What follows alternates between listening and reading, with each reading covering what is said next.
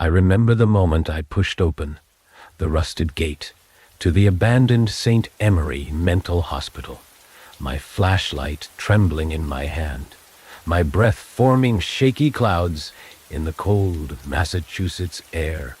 The place loomed in front of us, like a sleeping beast, silent, ancient, and unsettlingly aware of our presence.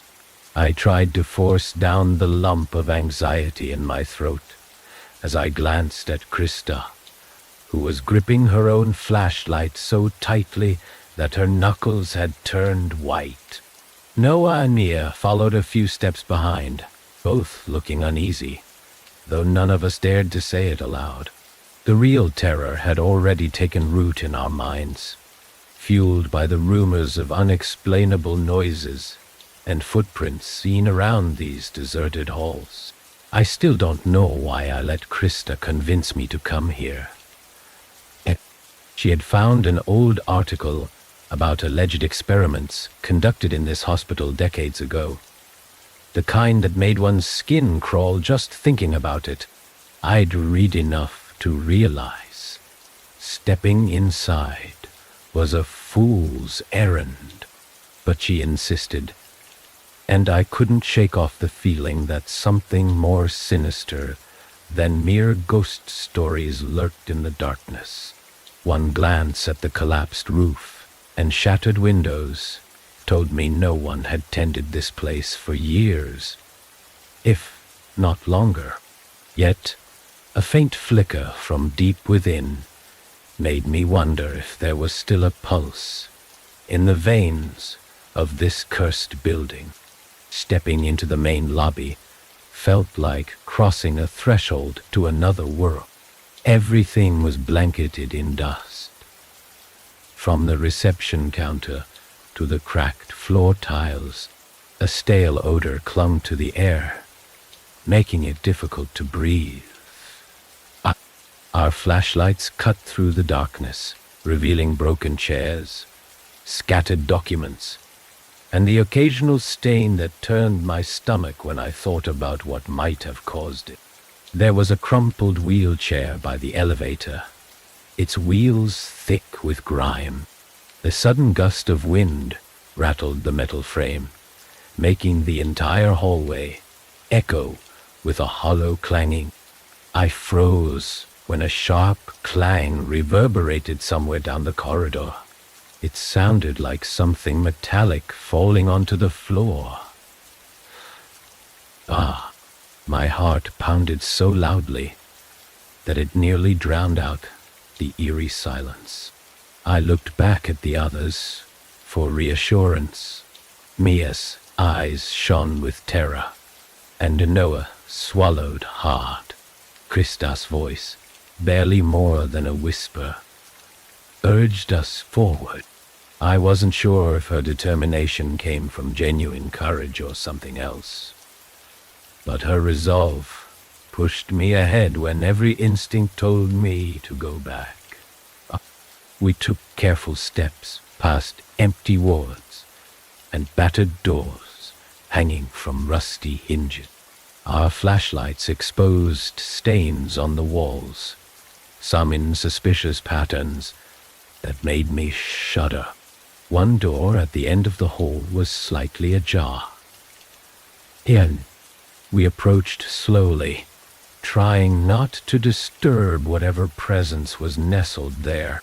As soon as I nudged it open, a wave of rancid air washed over us. Thick with rot and old chemicals, the sign overhead read, "Records," though all that remained were toppled filing cabinets and mildewed folders scattered across the floor. My beam landed on a folder lying open. A set of black and white photographs peeked out, showing men and women strapped to beds, their faces contorted with expressions I couldn't describe, somewhere between agony and shock. My stomach churned. I glanced over at Krista. Her face was pale, and she looked like she might be fighting the urge to drop her flashlight and run. Instead, She pried the pictures from my hand to study them more closely. I noticed the trembling of her fingers as she scanned the haunting images. I prayed none of it was real, but a small voice in my mind told me otherwise. I became acutely aware of a low sound drifting from somewhere behind the rows of cabinets. It was almost like soft chanting, but too irregular to be human. Mia must have heard it too, because she clamped a hand over her mouth, tears brimming at the corners of her eyes.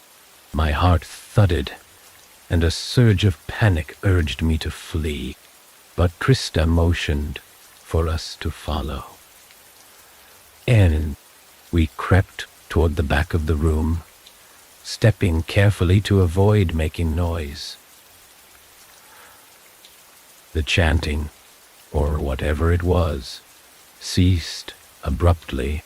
The silence that replaced it only made me more anxious, as if the building itself was holding its breath, waiting to see what we would do next.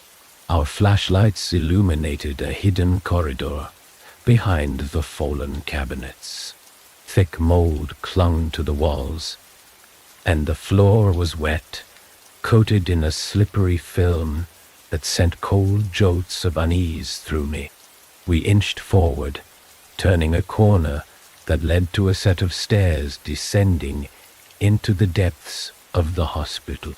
Krista exhaled a shaky breath and started down. Something about that staircase felt wrong, as though it had been waiting for unsuspecting visitors.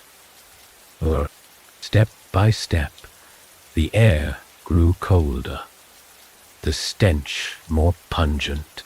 The gloom swallowed us, and I nearly dropped my flashlight when it flickered. Mia was right behind me, trembling so violently that she kept bumping my backpack. Noah lingered at the top of the stairs, clearly fighting an internal battle between retreat and continuing. I heard his footsteps finally creak down behind us. None of us spoke. The pounding of our pulses did the talking for us. The stairs led to a reinforced metal door that looked thicker than anything we had passed before, its surface covered in deep scratches. My flashlight beam revealed large letters on the doors. Dented sign, restricted, authorized personnel only. I tried to muster up the courage to push it open. When I finally did, a rancid gust slammed into my face, forcing me to cover my nose and mouth. Inside was what appeared to be a storage room, or possibly a hidden laboratory. Metal shelves stood in rows, laden with jars of murky liquids, stacks of outdated medical equipment, and battered crates. Something about it felt clandestine, like we were trespassing on a secret we were meant to uncover. I heard a slow drip of water echo through the gloom, along with a distant, irregular hum of power. A few overhead bulbs flickered with a sickly yellow glow, contradicting any assumption that the place had lost electricity ages ago. My heart thudded in my chest, because if the lights were somehow working, then maybe we weren't alone. The deeper we went, the more disturbing it became. A row of gurneys lined the far wall, each one stained in patterns that looked ominously like dried rust, or worse. My palms started sweating. No. A faint scraping sound resonated from behind a door at the far end. I aimed my flashlight there, half expecting something or someone to burst out.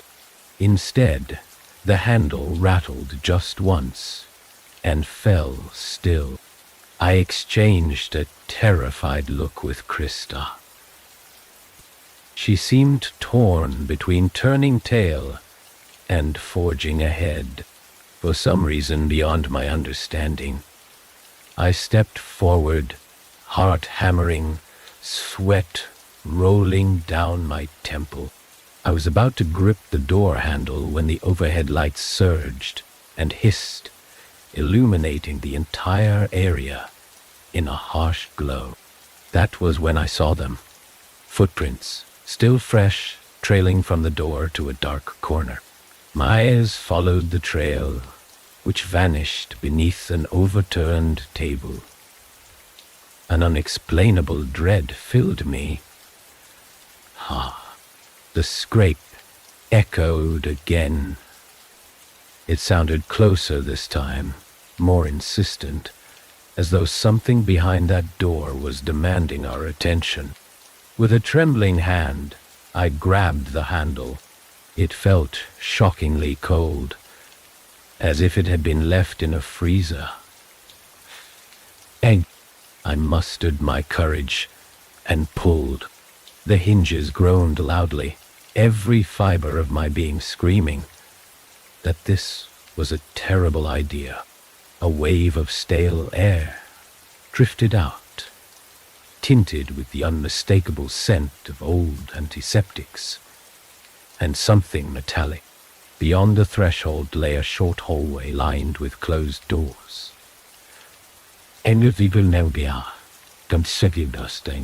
My flashlight beam jittered against the walls as my heart beat a frantic rhythm in my chest. A sign read, "Examination Wing," and an arrow pointed forward. It struck me that we had crossed a boundary into a place we were never supposed to see.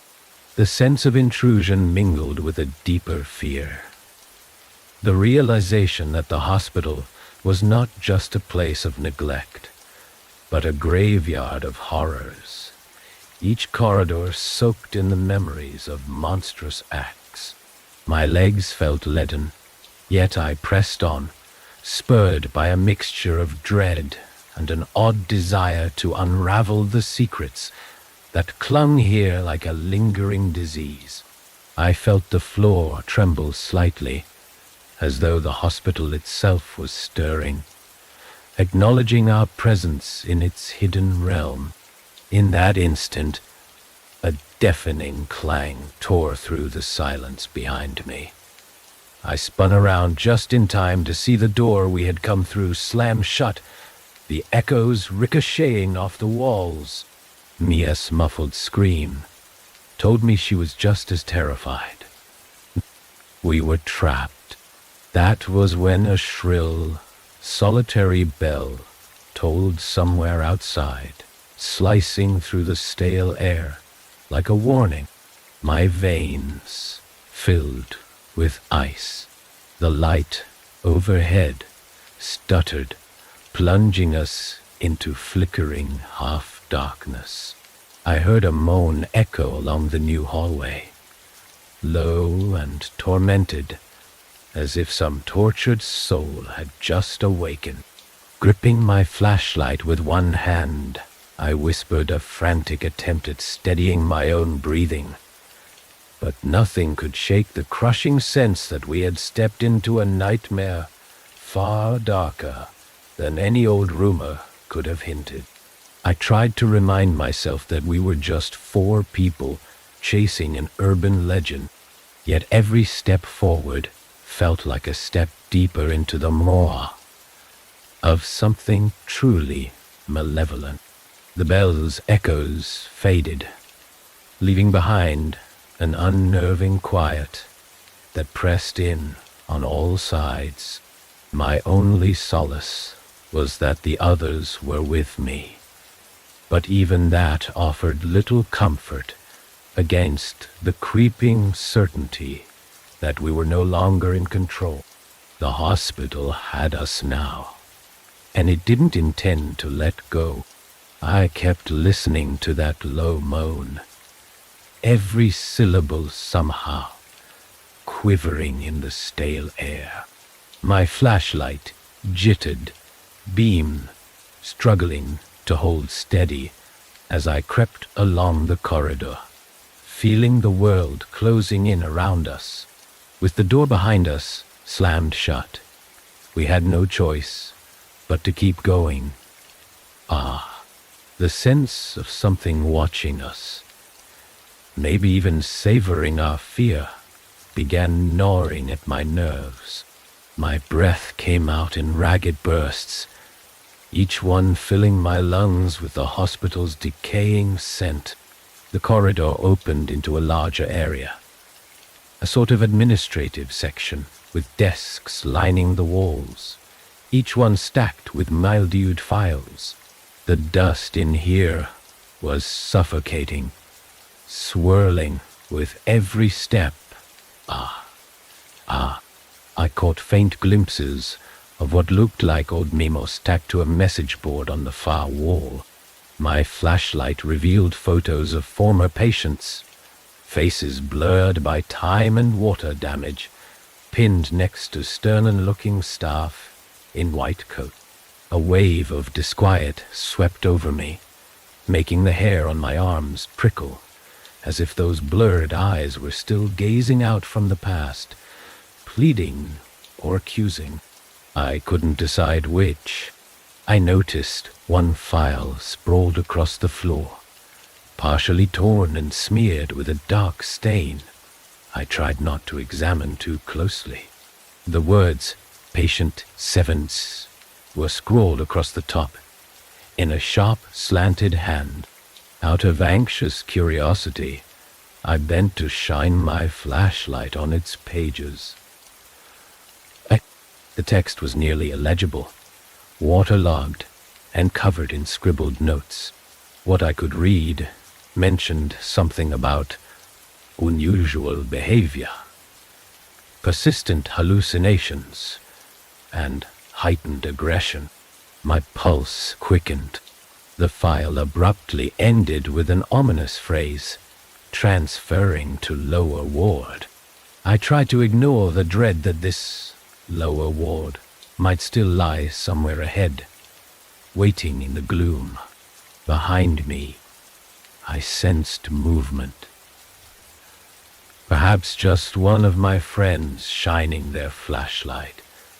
Yet it felt like a presence skittering at the edge of my peripheral vision. When I turned, the corridor was empty, except for Noah standing at the threshold, eyes wide, as though he sensed the same ghostly presence.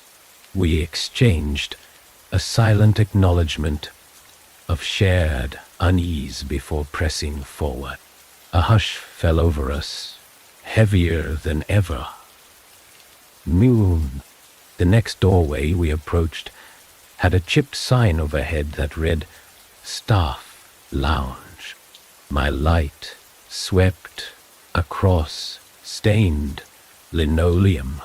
I almost tripped on an overturned chair, its metal legs bent at unnatural angles. The lounge was in shambles. A row of lockers yawned open, revealing tattered coats and a few personal items left to rot.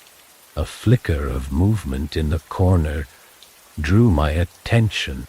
My heart pounded as I aimed my flashlight, only to discover a broken television, its screen blank, but somehow reflecting a distorted silhouette. The angle made it look like someone was standing behind me, but the hallway was empty. I forced my gaze away, refusing to linger on that unsettling illusion. Further in, a cracked vending machine stood silent, its glass front a spiderweb of fractures. For some reason, the sight of old snack wrappers scattered around it made the dread in my stomach twist tighter, reminding me that normal life once existed here. a place of breaks and casual chit-chat. Now, it was a tomb of memories. My group edged around the machine, stepping gingerly over shards of glass that crunched underfoot. A distant thumping sound echoed from deeper within the hospital, a pulse-like rhythm that made me wonder if the building still had some sickly heartbeat of its own. My thoughts swirled with the notion that maybe, just maybe, we were trudging straight into the center of something that thrived on desperation. Krista's flashlight passed over an adjacent doorway, revealing a directory sign that read, "Treatment rooms, isolation wards." My insides lurched at those words, conjuring images of distressed patients locked away for indefinite periods of time, cut off from reality in these grim hallways. I found myself inching toward that door, drawn by a morbid sense of inevitability. The handle resisted when I tried turning it, as though corroded from disuse. A hard yank finally overcame its rusted grip, making me stumble inside.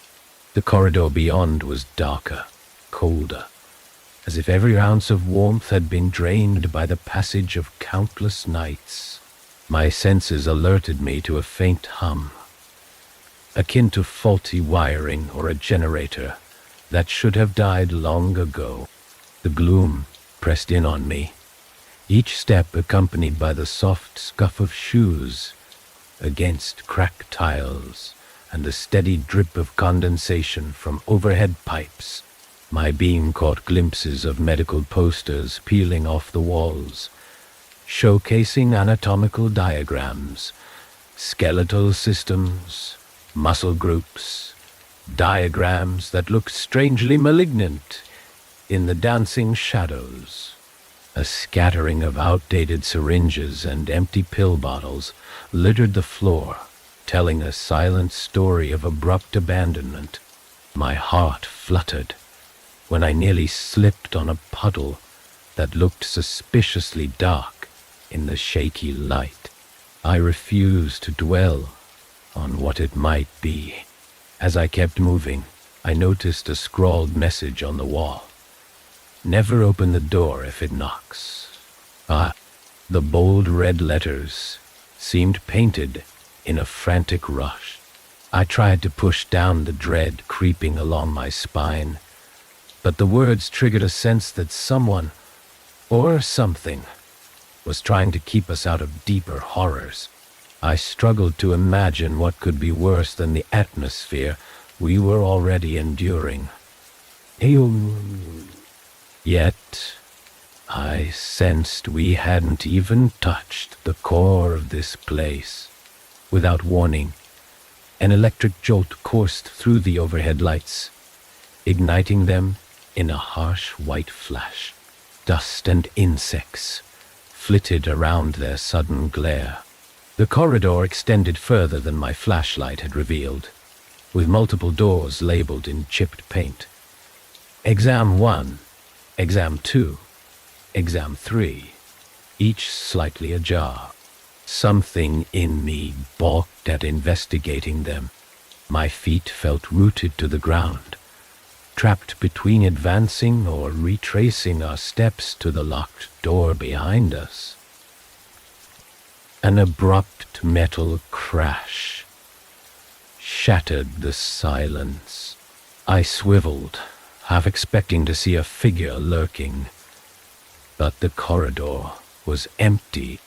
Mia and Noah seemed equally startled, and Krista flashed her light toward a small side room where the noise had come from. Through the half-open door, I could see a table overturned, its metal tray spilled across the floor, scalpels and forceps gleaming under the flickering light. The sight sparked a surge of revulsion.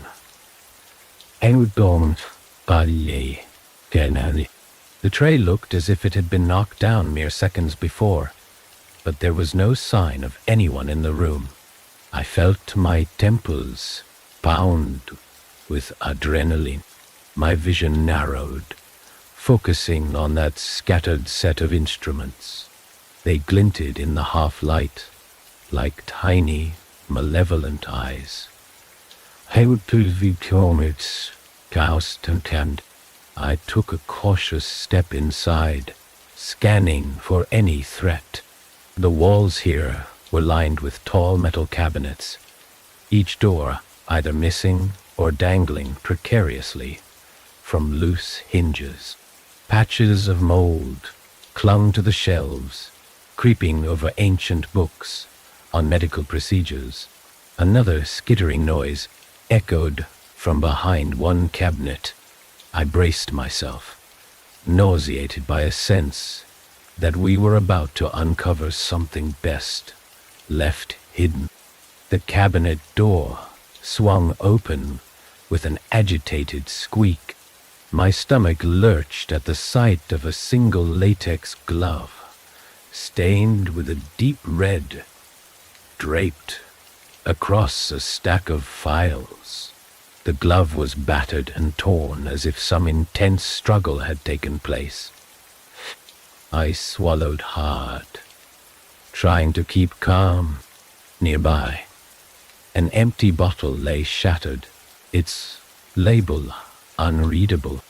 My flashlight trembled as I stepped closer, noticing the pungent chemical odor in the air. A sudden clang from overhead made me jerk back, beam swinging wildly. One of the lights flickered off completely, plunging half the room into shadow. My heart hammered, convinced that any second something could emerge from that blackness. I stepped away from the spilled instruments, forcing myself to refocus.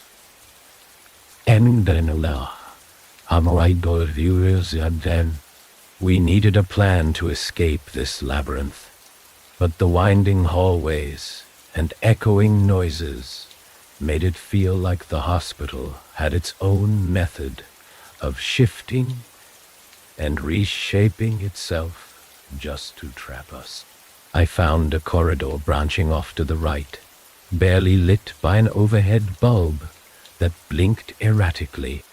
Its walls were spattered with shapes that resembled handprints, though they were smeared into bizarre patterns. An almost inaudible whisper seemed to linger just beyond my hearing, echoing through the corridor. My heartbeat thrummed in my ears as I forced one foot in front of the other. The group followed closely, each of us strangled by silent fear.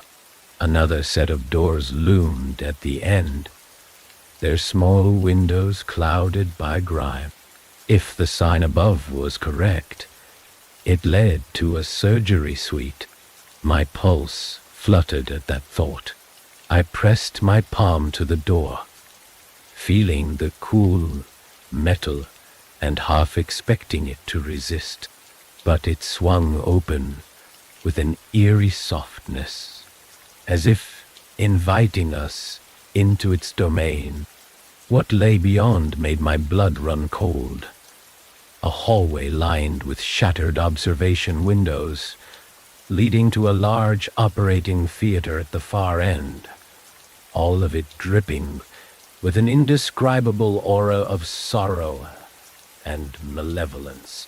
My flashlight trembled over ominous black stains on the tile floor, the remnants of procedures that no one should ever witness. I felt a creeping dread that stepping any closer would pull us into the heart of the hospital's darkest secrets.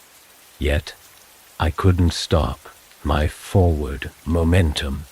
A part of me needed to understand what had happened here, despite every warning sign urging me to turn back. And so I pressed on, breath shaky, mind teetering on the edge of reason, determined not to lose myself in the silent terror that crept ever closer. I slid my flashlight across the desolate operating theater, eyes drawn to the row of overhead lamps, suspended like giant, lifeless spiders. Each lamp was coated in a thick layer of dust, and some hung at crooked angles, as though they had been violently wrenched from their original positions. The windows above the gallery seats were fractured, letting in a stale draught that stirred the heavy drapes around the observation booth. My pulse jackhammered in my chest, and I realized that if the hospital wanted to show us the worst of its secrets, this was probably the stage it had prepared. The floor was scattered with broken surgical trays and random debris. I caught a glimpse of cracked white tiles below one tray, stained darkly in a pattern. I didn't want to imagine. A rolling stool lay on its side, one wheel still spinning, as if recently disturbed. I heard Mia's muffled gasp behind me. For a moment, I wondered whether she'd caught sight of something lurking in the corners.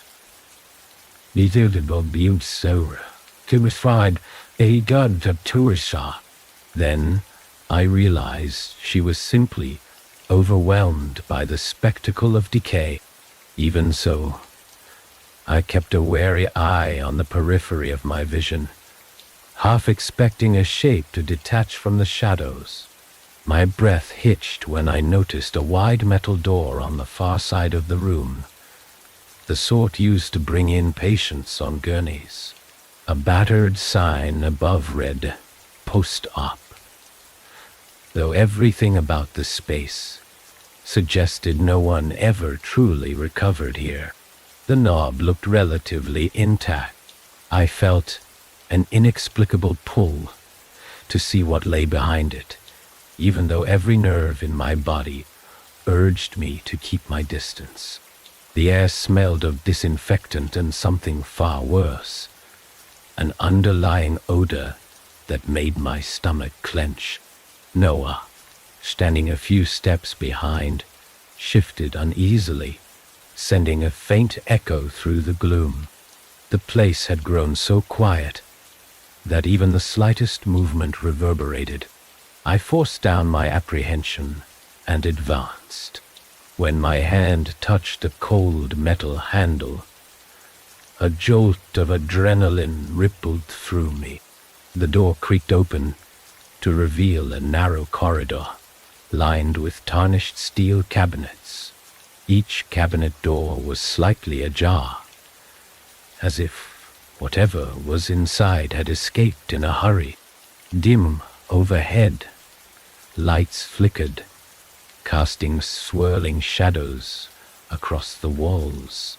Somewhere behind the cabinets, water dripped steadily, tap, tap, tap, like a broken metronome.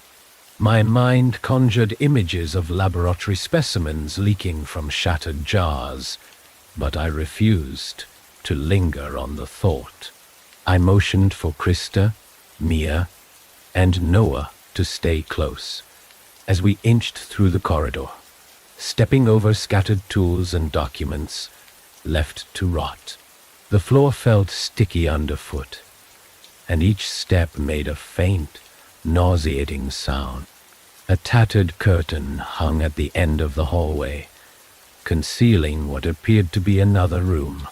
My flashlight caught a glimpse of a sign above the curtain, the words almost entirely eroded. "Observation unit." Beyond it was darkness, thick and suffocating. I could feel the hospital's oppressive atmosphere coiling tighter, as though we were wandering deeper into its blackened heart. It struck me that not a single window allowed even a hint of moonlight or the outside world here. We were entombed in St. Emery's depths, swallowed by layers of secrets. The curtain shifted unexpectedly. I froze, unsure if it was just the faint current of air or something waiting on the other side. My breath stuttered. With a trembling hand, I pushed the curtain aside. The space beyond was partially illuminated by flickering emergency lamps. In the center of the room stood a single metal bed, its mattress stripped bare except for straps that dangled from each corner. I could see faint smudges on the bed frame that might have been rust, or not. I couldn't round, but sifted. My flashlight revealed odd scuff marks on the walls, as if someone had repeatedly kicked or clawed at them. A few step stools were toppled near the bed, along with an assortment of collapsed IV stands. The entire area hinted at unmonitored procedures, or possibly something worse. My stomach churned at the notion of what these straps had once restrained.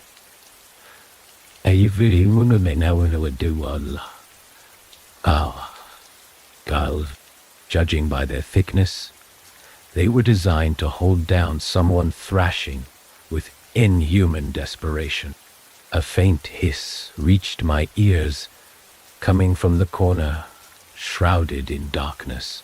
I angled my light and discovered a small sink.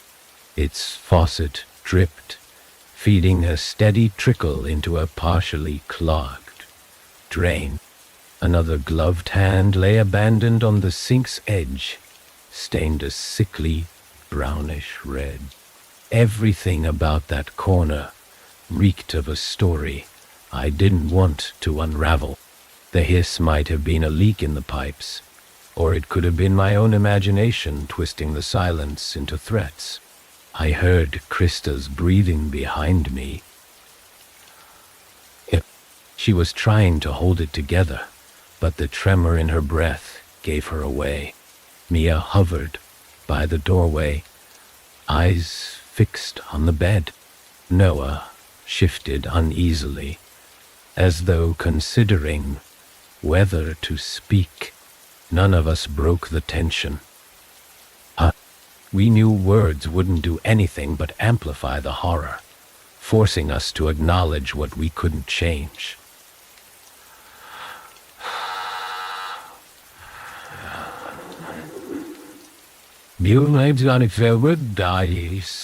The corridor beckoned once more from an adjacent door. Its plaque read, "Isolation." The letters chipped yet unmistakable. Something about that single word made the fear coiling inside me surge. The hospital's gloom seemed deeper in that direction, the lights more sporadic. I steeled myself, stepping forward as the others followed in hesitant unison. My thoughts reeled with the possibilities of what we might find. Each step felt like it carried us closer to an event horizon, past which nothing good could exist. The corridor branched off in two directions, forcing us to choose.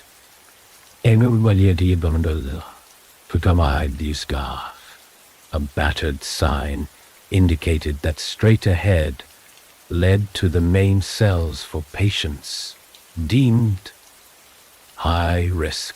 The other path remained unmarked, its walls thick with flaking paint and ominous stains.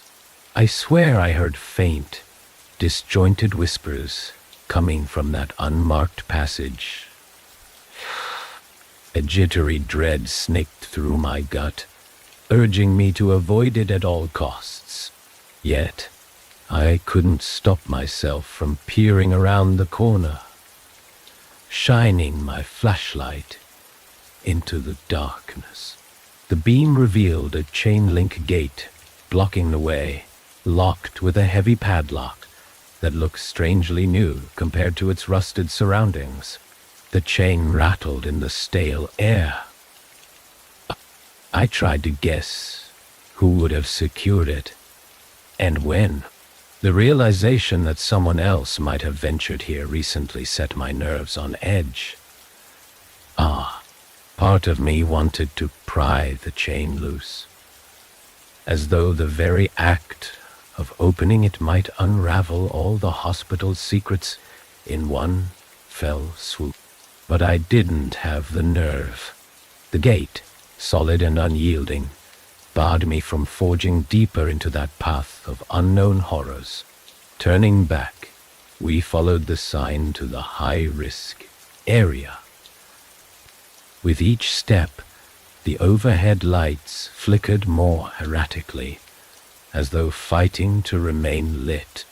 I spotted something strange on the floor, a trail of footprints smeared in a dark substance, leading from one of the doors to an intersection up ahead. My mind immediately flashed to the file labeled Patient 7C, remembering those alarming notations about behavior and aggression.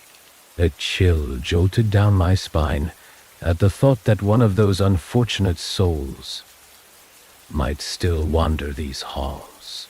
We arrived at a series of small cells with thick steel doors.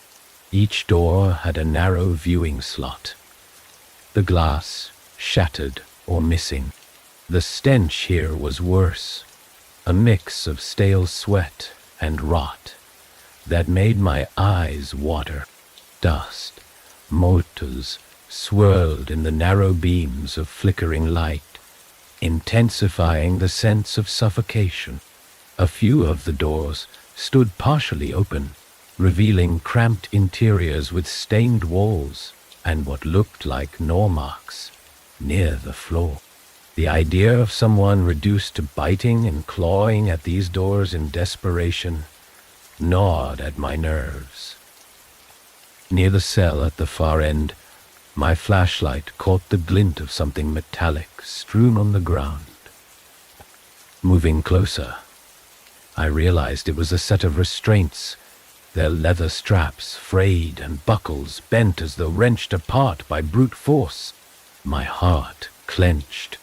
I imagined the terror and anguish that would drive someone to break free. With such ferocity, a set of dark smudges led away from the cell and around the corner, vanishing into the gloom. A sudden vibration coursed through the floor, followed by a distant crash that reverberated up the walls. The building felt momentarily alive, as if it had drawn a jagged breath. I steadied myself against the nearest wall, struggling to keep my composure. The lights above sputtered, plunging everything into rolling flashes of darkness. For an instant, I thought I saw a figure hunched at the end of the corridor. But when the lights flickered on again, the space was empty. An overwhelming dread roiled in my chest, urging me to run. Yet we remained, like moths, trapped in a spider's web, inching forward despite the clear danger. Ahead lay another sealed door, heavier and more intimidating than the rest, with thick rivets lining its edges. Just as I reached for its handle, the overhead lights blinked wildly, casting everything in chaotic strobe. My heart thundered in my ears. Whatever waited beyond that door felt like the next step into a chasm of nightmares. Yet I couldn't stop myself from turning the handle. The moment I pushed, the door yielded with an unsettling scrape. A rank draft flooded out, carrying the promise of something I knew was far worse than old files or empty cells. I swallowed hard, shining my flashlight into the darkness. The corridor beyond extended like a gaping maw, walls covered in obscure markings I couldn't decipher. My lungs tightened, realizing that every prior step had merely guided us here to the threshold of a truth we might not want to comprehend. My grip on the flashlight trembled, and I forced a steadying breath, prepared for whatever lurked in that blackness, whether it be restless spirits or the final vestiges of cruelty left behind by those who had played with life and mortality. I braced myself, guiding the flashlight beam into the corridor. The floor and walls were coated in patches of dark grime, as though something had oozed along every inch of the place. An unbearable chill lanced up my spine. The doors on either side were shut tight, some with rusted latches, others with chains looped haphazardly. My instincts told me to turn back, but a flicker of movement at the far end drew my attention like a lighthouse beacon in a storm. Even if it was leading me toward treacherous rocks, I motioned for the others to follow, though each step we took felt heavier than the last. The silence in here was different. No faint echoes, no whistling drafts. It reminded me of stepping into a sealed vault. Then I caught a faint odor that mixed metal and decay, a smell that made my stomach churn. I swept the flashlight over a large stain on the left wall.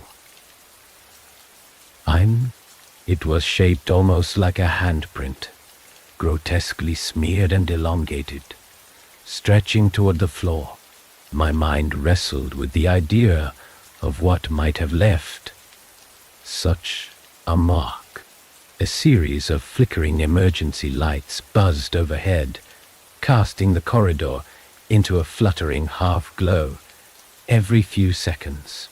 In the intermittent darkness, I felt the brush of someone's sleeve, Krista's, I assumed, reminding me that at least I wasn't alone. A frantic whisper from Mia came from behind, so soft that I barely caught it. I looked back, searching her face, but she just shook her head. The fear in her expression was enough to make me avert my eyes. We came upon a door with a missing handle and a small rectangular window smeared with dirt. I wiped the glass with my sleeve, revealing a glimpse of a cluttered area beyond. My beam caught the silhouette of something tall and angular, a metal apparatus of some kind, draped in a ripped sheet, perhaps some archaic medical device nobody had bothered to remove when the place was abandoned. As I peered closer, the sheet seemed to quiver. I blinked. The overhead lights buzzed, turning everything into a strobe of still frames. Each flicker threatened to reveal some horrifying shape, slipping out from behind the cloth. I didn't dare linger. We moved on, passing a cluster of scattered files that looked as though they'd been tossed about during a panicked evacuation. The pages were yellowed, brittle at the edges, and wherever I aimed my flashlight, I saw numbers and abbreviations that meant nothing to me. My heart pounded louder with every step until we reached the final door at the corridor's end. It bore a single word etched into the metal: restricted, even more forbidding than everything we'd encountered before. The door looked newly reinforced, as if someone had tried to seal something inside rather than keep intruders out. I stared at the lock, an industrial-grade deadbolt with deep scratch marks around it. Whoever, or whatever, had tried to get through had been determined. My palms grew damp, and I felt the weight of dread pressing on my shoulders. Noah moved next to me, silent except for the ragged sound of his breathing. Together, we examined the lock. It didn't budge when we jiggled it. Then, Krista nudged my arm, pointing out a ring of keys hanging on a hook just a couple of feet away. It was bizarre. The keys left out in the open like a perverse invitation. I grabbed the ring of keys with trembling fingers, trying one after another. Envelop, the third key, finally sank into the deadbolt. Turning with an awful screech, the door shifted a fraction of an inch, letting out a stale gust that carried the sharp tang of chemicals. My legs felt locked in place, but I forced myself to push forward.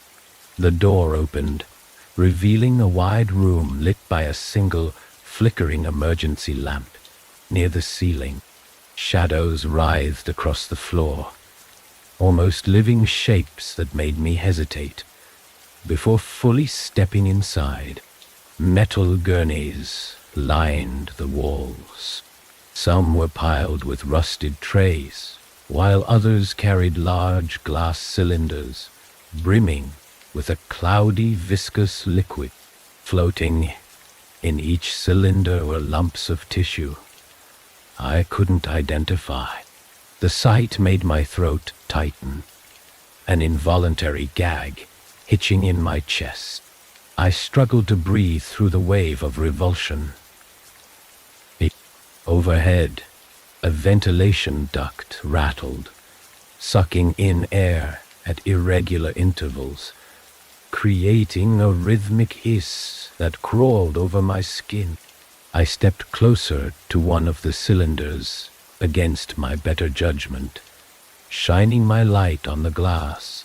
Inside was a discolored mass, possibly an organ. I caught sight of what might have been a tangle of veins. My head spun with questions I didn't want answered. Who had done this? And why had it been left behind? My flashlight shook, revealing dirty labels, sloppily taped to each container, half peeled off, their text unreadable. I tore my gaze away, worried that if I looked too long, something would stare back. Krista's sudden intake of breath jerked my attention to the center of the room, where a large metal table stood beneath a single overhead lamp. The lamp flickered, revealing that the table was outfitted with straps, each stained and stiff, black rubber tubing coiled on the floor like serpents. A battered medical chart dangled from a hook above, swinging slightly, as if recently touched. My stomach gave another lurch. Everything pointed to a place designed for invasive practices, procedures that had zero to do with helping anyone heal. A dull thump made me jump. I swiveled in time to see Mia standing near a half-open metal cabinet. She gazed at something inside with a look of utter dread, her hand pressed over her mouth. I maneuvered closer, flicking my flashlight in. The cabinet held rows of sealed jars, each stuffed with what looked like small bones. I refused to observe them closely enough to confirm. My instincts screamed at me to close the cabinet and never open it again. That's when the lights dimmed to almost total darkness, the overhead lamp sputtering in half-second intervals. My pulse skyrocketed. Between the flickers, I sensed movement, by the far wall. Empty. My flashlight found a shape lurking behind another gurney. Something tall, draped, not just an object. A hideous odor wafted over to us, chemical tinged with decay. In the next flicker, I saw the shape shift slightly. A wave of raw panic nearly buckled my knees. The hospital had shown us glimpses of its vile tapestry, but now, for the first time, it felt like the tapestry might be staring back. A harsh metallic scrape erupted, the table's base screeching against the floor. It vibrated through my bones, sending adrenaline surging. There was no mistaking. That something in here was aware of us. Mia covered her ears, tears welling in her eyes. Noah's flashlight beam bounced erratically off the walls. My chest felt like it might implode from the force of my own heartbeat. My instincts roared. We had to get out of this room before whatever was hidden by that drape decided to come closer. I forced my legs to move, crossing the space to the door. The stench, the flickering, that single looming silhouette. It all threatened to crush my sanity in a vise. The others scrambled behind me, not daring to speak. We burst back into the corridor, letting the heavy door slam shut. The clang reverberated, sealing away that trove of horrors. At least for the moment. My breathing was ragged as I scanned the hallway for any sign we were being followed. The overhead lights here were a fraction more stable, but still blinking like a dying heartbeat. I spotted a new detail on the wall. An arrow scrawled in red pointing left with the single word, "Exit," scrawled beneath it. The dripping paint suggested it was fresh compared to everything else.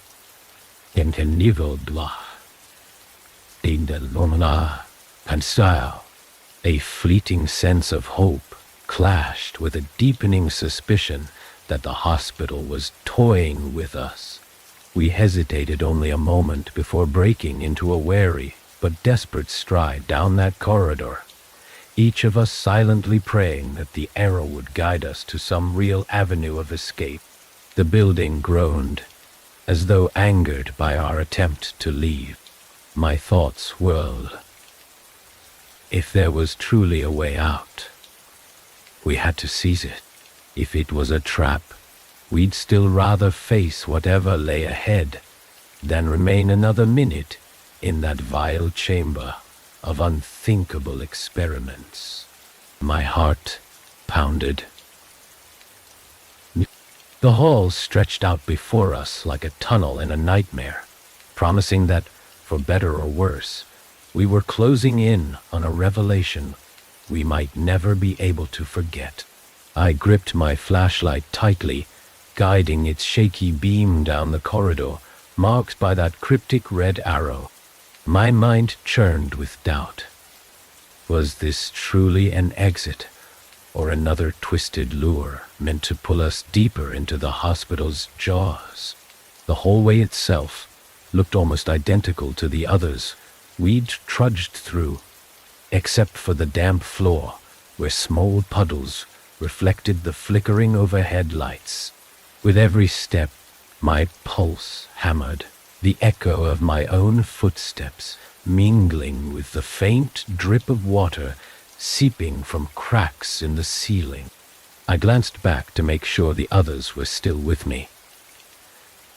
Krista hovered close behind, her eyes darting anxiously from one dark corner to another. Mia and Noah followed, both pale with exhaustion and dread. Nobody spoke. The hush felt like a living thing, pressing against my eardrums and magnifying every scrape of a shoe, every small shift of debris. My mind kept looping over the recent horrors, the vile containers, the rotting equipment, that looming shape behind the drape. I wanted to believe an exit lay ahead, but the hospital had already proven its fondness for cruelty. The corridor turned sharply to the left, revealing a dead end cluttered with dislodged ceiling tiles and jagged beams of exposed rebar. At first, I thought the arrow had lied, but then my flashlight caught a narrow door set almost flush with the wall. It looked more like a maintenance hatch than an actual doorway, with chipped paint and a sealed window near the top. I saw no sign above it, just a simple handle crusted over with rust. Despite my misgivings, I braced myself and tugged. The door screeched open, revealing a flight of concrete stairs spiraling down into darkness. A stale gust of air rose to meet us, carrying a faint chemical odor. My stomach lurched at the thought of venturing even lower, but there was nowhere else to go. Summoning what little courage I had left, I stepped onto the first stair. The rest followed in tense silence, our flashlights dancing against the pockmarked walls. Each step down echoed ominously, as if something in the depths was counting our approach. The deeper we descended, the less the overhead lights worked, until we were left relying solely on the weak beams from our flashlights and the occasional flicker of a dismal fixture overhead. The stairs ended at a cramped landing littered with soggy cardboard boxes and broken glass tubes. A heavy metal door, half ajar, led into a corridor so dim that I couldn't see past the threshold. My flashlight revealed flaking signage on the wall that read, "Lower Ward," in peeling letters. The same ward name I'd glimpsed in that dreadful file, transferring to Lower Ward. My heart twisted with alarm. Everything in me screamed to turn back. But we were far beyond such easy decision. I nudged the door open. The space beyond was quieter than any place we'd been so far, as if sound itself avoided this section. Our flashlight beams revealed wide, scuffed floor tiles, a few stray chairs, and a row of locked storage cabinets. Everything lay under a haze of dust and neglect, but there was a strange sense of order, like someone had carefully arranged these pieces long after the hospital had been abandoned. Each chair faced the same direction, each cabinet aligned perfectly against the wall. The unsettling precision made my skin crawl. A single overhead bulb flickered at the far end of the ward, illuminating a cluster of what looked like patient rooms. The doors were heavier, each bearing a rectangular slot at eye level, like the small viewing windows you'd see in a high-security facility. Faded placards lay beside them, some missing letters. My flashlight revealed partially legible names. Din Se, and others that had been scratched out entirely. I approached with caution, hearing my own heartbeat thundering as though it might give me away. I shone my light through one of the vacant windows.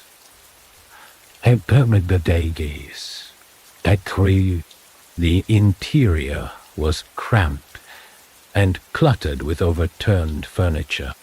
A battered cot lay upended, and the walls bore crudely etched words I couldn't fully decipher. I strained to read a few. No cure? Help us. And nothing left. My gut twisted at the desperation scrawled there, each phrase a final testament from whoever had once occupied this cell. I tried to swallow down the surge of pity and horror, but the taste lingered. A metallic clang echoed from somewhere down the ward, like a door slamming shut. We all froze, exchanging looks of alarm. You today, Tontea, to let stop. I mouthed silently, for everyone to stick together, gathering what little bravery we possessed. We moved toward the sound. Each footstep felt painfully loud in the hush. Envelop. My flashlight beam quivered along the hallway, occasionally revealing chipped tile floors and dripping pipes overhead. At times, the corridor branched into smaller side rooms, but we resisted the urge to explore, focusing instead on the noise that had startled us. We turned a final corner and came to a locked gate of thick iron bars. It separated us from a hallway beyond, where the overhead lights still functioned enough to cast shifting, sickly yellow patches on the floor. A small sign above the gate read, "Experimental Wing," the letters stenciled with an unsettling precision. Krista inhaled sharply, and Noah tried the gate. It was locked. Beyond it, I glimpsed scattered equipment that reminded me of the horrific medical lab we'd seen earlier. Trolleys with instruments, trays, even a small operating table folded against the wall. My nerves screamed for a way around, or some clue about what we were supposed to do next. Mia, looking desperate, brushed her fingers over a panel mounted on the wall beside the gate. It appeared to be an old electrical control box, with a handle currently set to the off position. A chipped label read, "Gate Power. In Power." Without a word, she reached for it, and I lunged forward, gripping her wrist. The notion of flipping a strange switch in this place seemed beyond reckless, but her eyes pleaded with me, as if this might be our only way forward. We were trapped otherwise, so I let her do it. The handle resisted at first, then gave way with a loud clang. Almost immediately, the overhead lights in the hallway beyond brightened, illuminating more of the experimental wing than we wanted to see. I caught sight of gurneys stacked in a corner, their surfaces still bearing old restraints. A few empty afore. Stands leaned precariously, and then the gate jerked, screeching along its track, opening about a foot before jamming to a halt. I forced myself to exhale. I'll few unbehaviors at the part of me still refused to believe we were actively entering a place labeled experimental wing. But that damned arrow had directed us downward, and everything was steering us here. With a shaky push, I wedged myself through the narrow gap in the gate, hooking an arm around a bar to keep it from sliding shut again. The others slipped through, hearts pounding. Inside, the space felt even colder, as though the temperature had dropped a few degrees. We passed a row of tall metal lockers, some with doors missing. Scraps of cloth dangled from the hinges, hinting that someone had once rummaged through them in a hurry. The hallway led into a larger chamber, partly blocked by sheets of plastic that hung from the ceiling. Each plastic sheet was translucent and filthy, rustling with a faint hush whenever we brushed against it. When my flashlight cut through the plastic sheets, I felt my blood run cold. The chamber beyond was dominated by a massive table, bigger than any standard operating table, surrounded by portable lights and half-broken machines I couldn't identify. The ground underneath was lined with drains, as if large amounts of fluid had been expected. My throat clenched, recalling the bizarre containers we'd seen upstairs. This place reeked of a more systematic approach to those same unspeakable acts. In the flickering overhead bulbs, I spotted a dozen or so battered file boxes stacked against one wall. Curiosity battled revulsion. If there were records here, maybe they'd clarify what exactly had happened.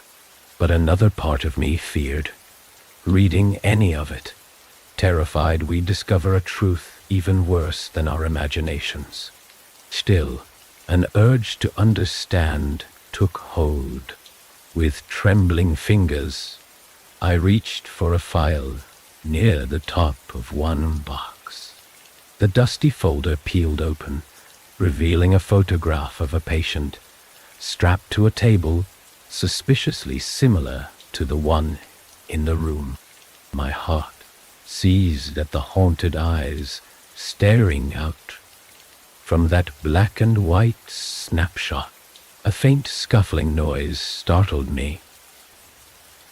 I whirled around, flashlight slashing through the plastic sheets again. Something had moved. Footsteps or a dragged chair. I couldn't be sure. The others stood tense, their expressions mirroring my own paranoia. We listened, barely breathing. The hush fell once more, deeper than before. I aimed my flashlight around the edges of the chamber, half expecting a figure to materialize among the piles of equipment. Nothing emerged, but a cold sweat trickled down my neck as the sense of an unseen observer persisted. My instincts told me we were close to unveiling a final piece of this horrifying puzzle.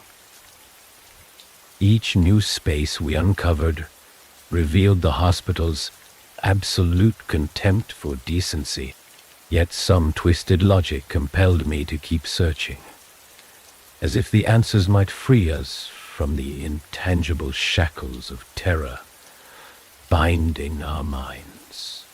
I glanced at Mia, then at Krista and Noah.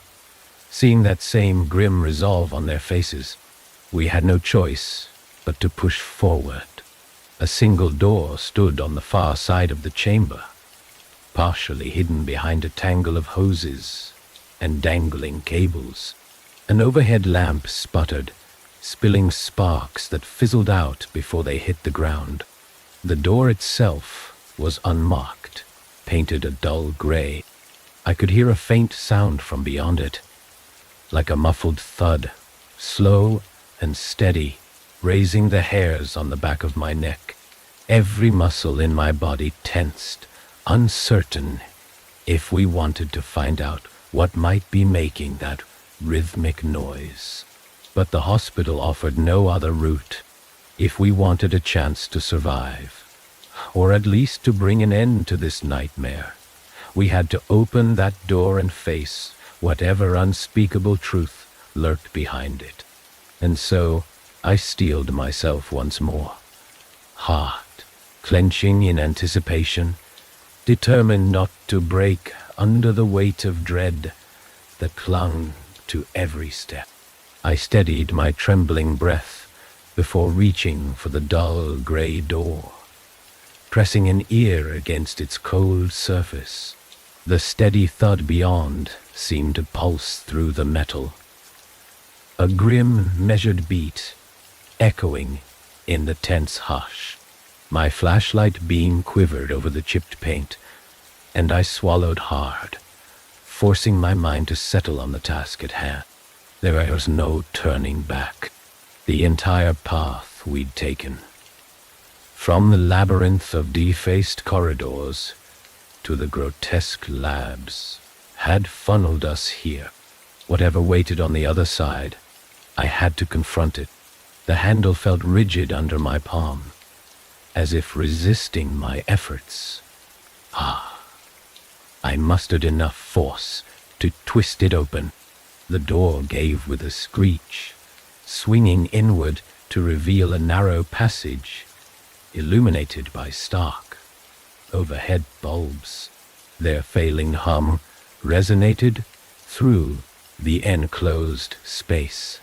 A faint haze clung to the air, chemical-laced, making me cough when I inhaled too deeply. I glimpsed a strange shape at the far end, partially hidden by flickering shadows.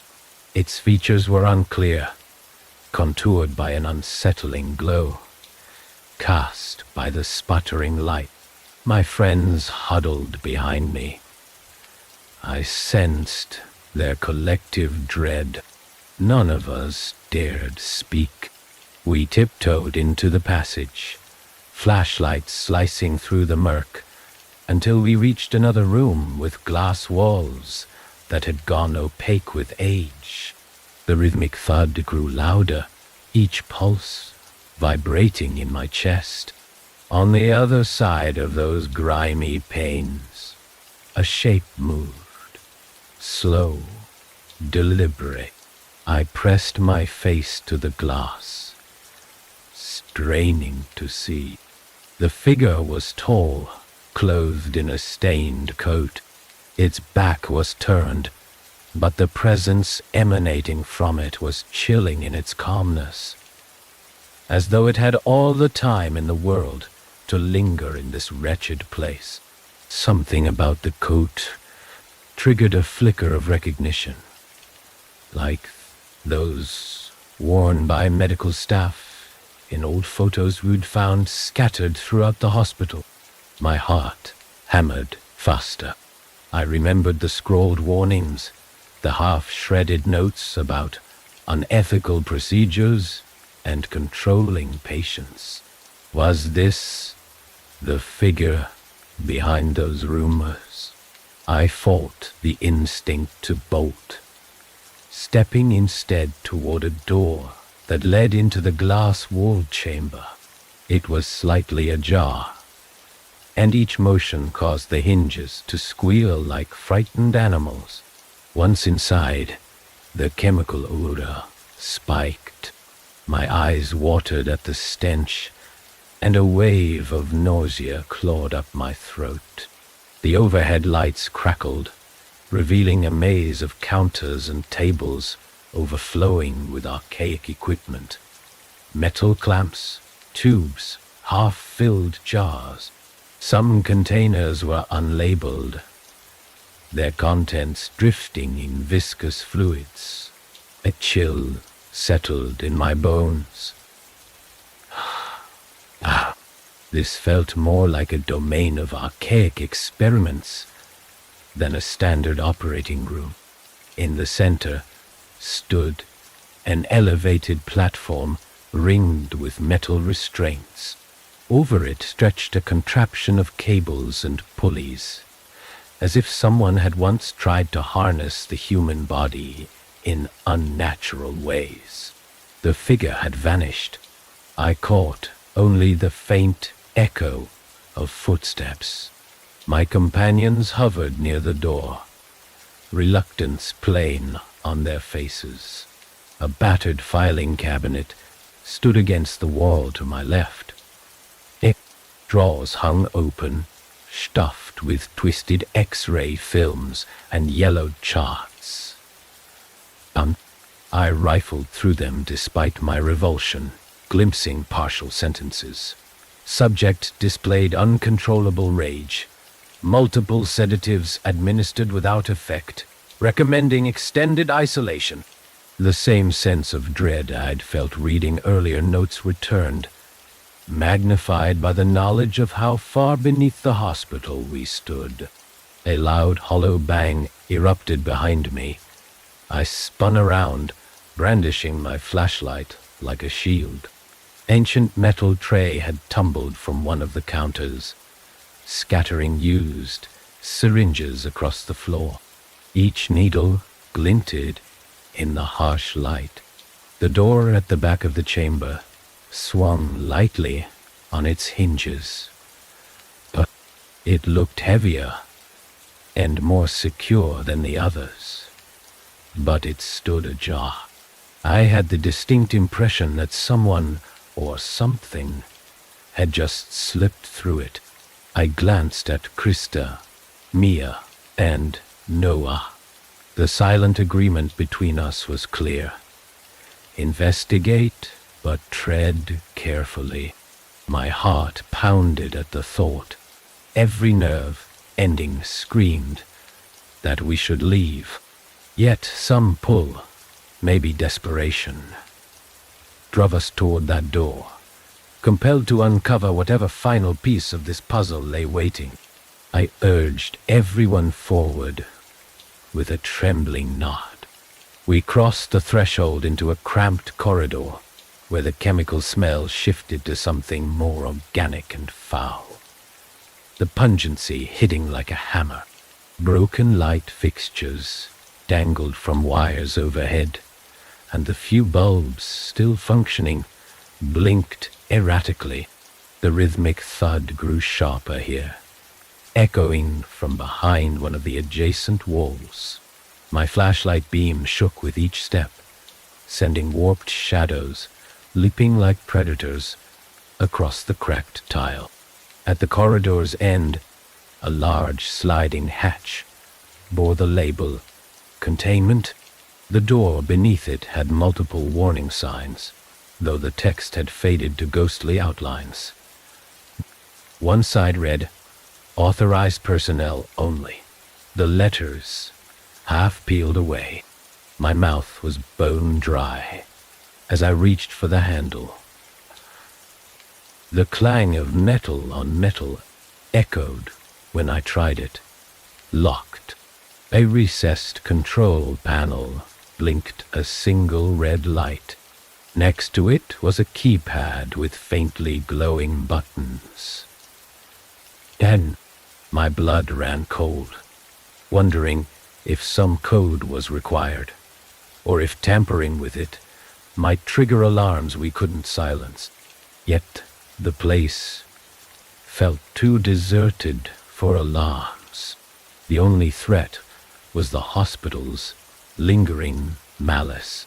While I inspected the keypad, Mia's sharp intake of breath spun me around.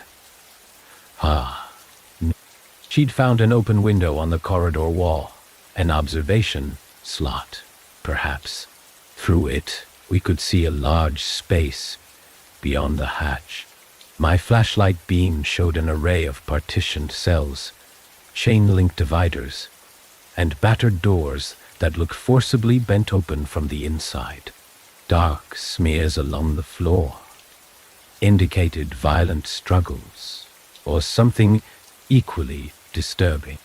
The entire area spoke of raw desperation, as though the facility's final days had devolved into chaos. The rhythmic thud was louder than ever. I scanned each corner of that space, fearful of glimpsing a figure lurking in the gloom. Instead, I saw an empty cell that seemed to have no door at all, just twisted hinges. In the center lay a metal bed frame with shredded restraints. My heart clenched.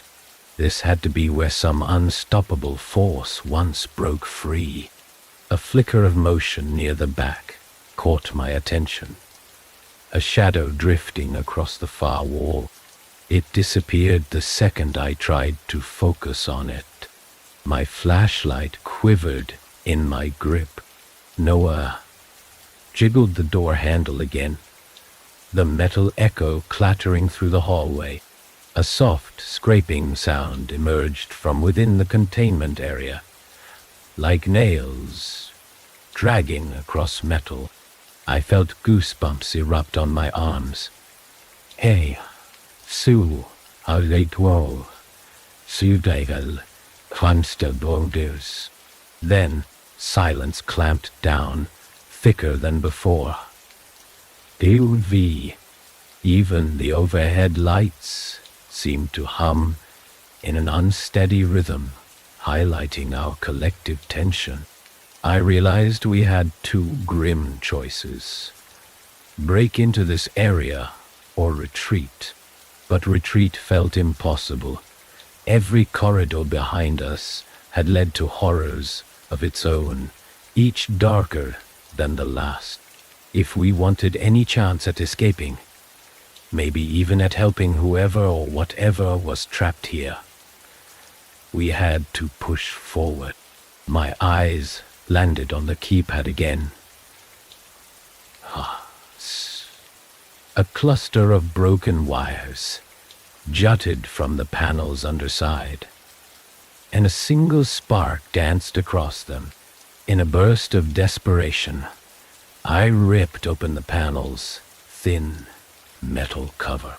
It dangled by a hinge, exposing a mess of frayed cables and scorched circuit boards.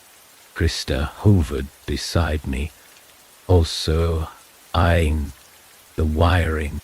She reached in, adjusting two small fuses.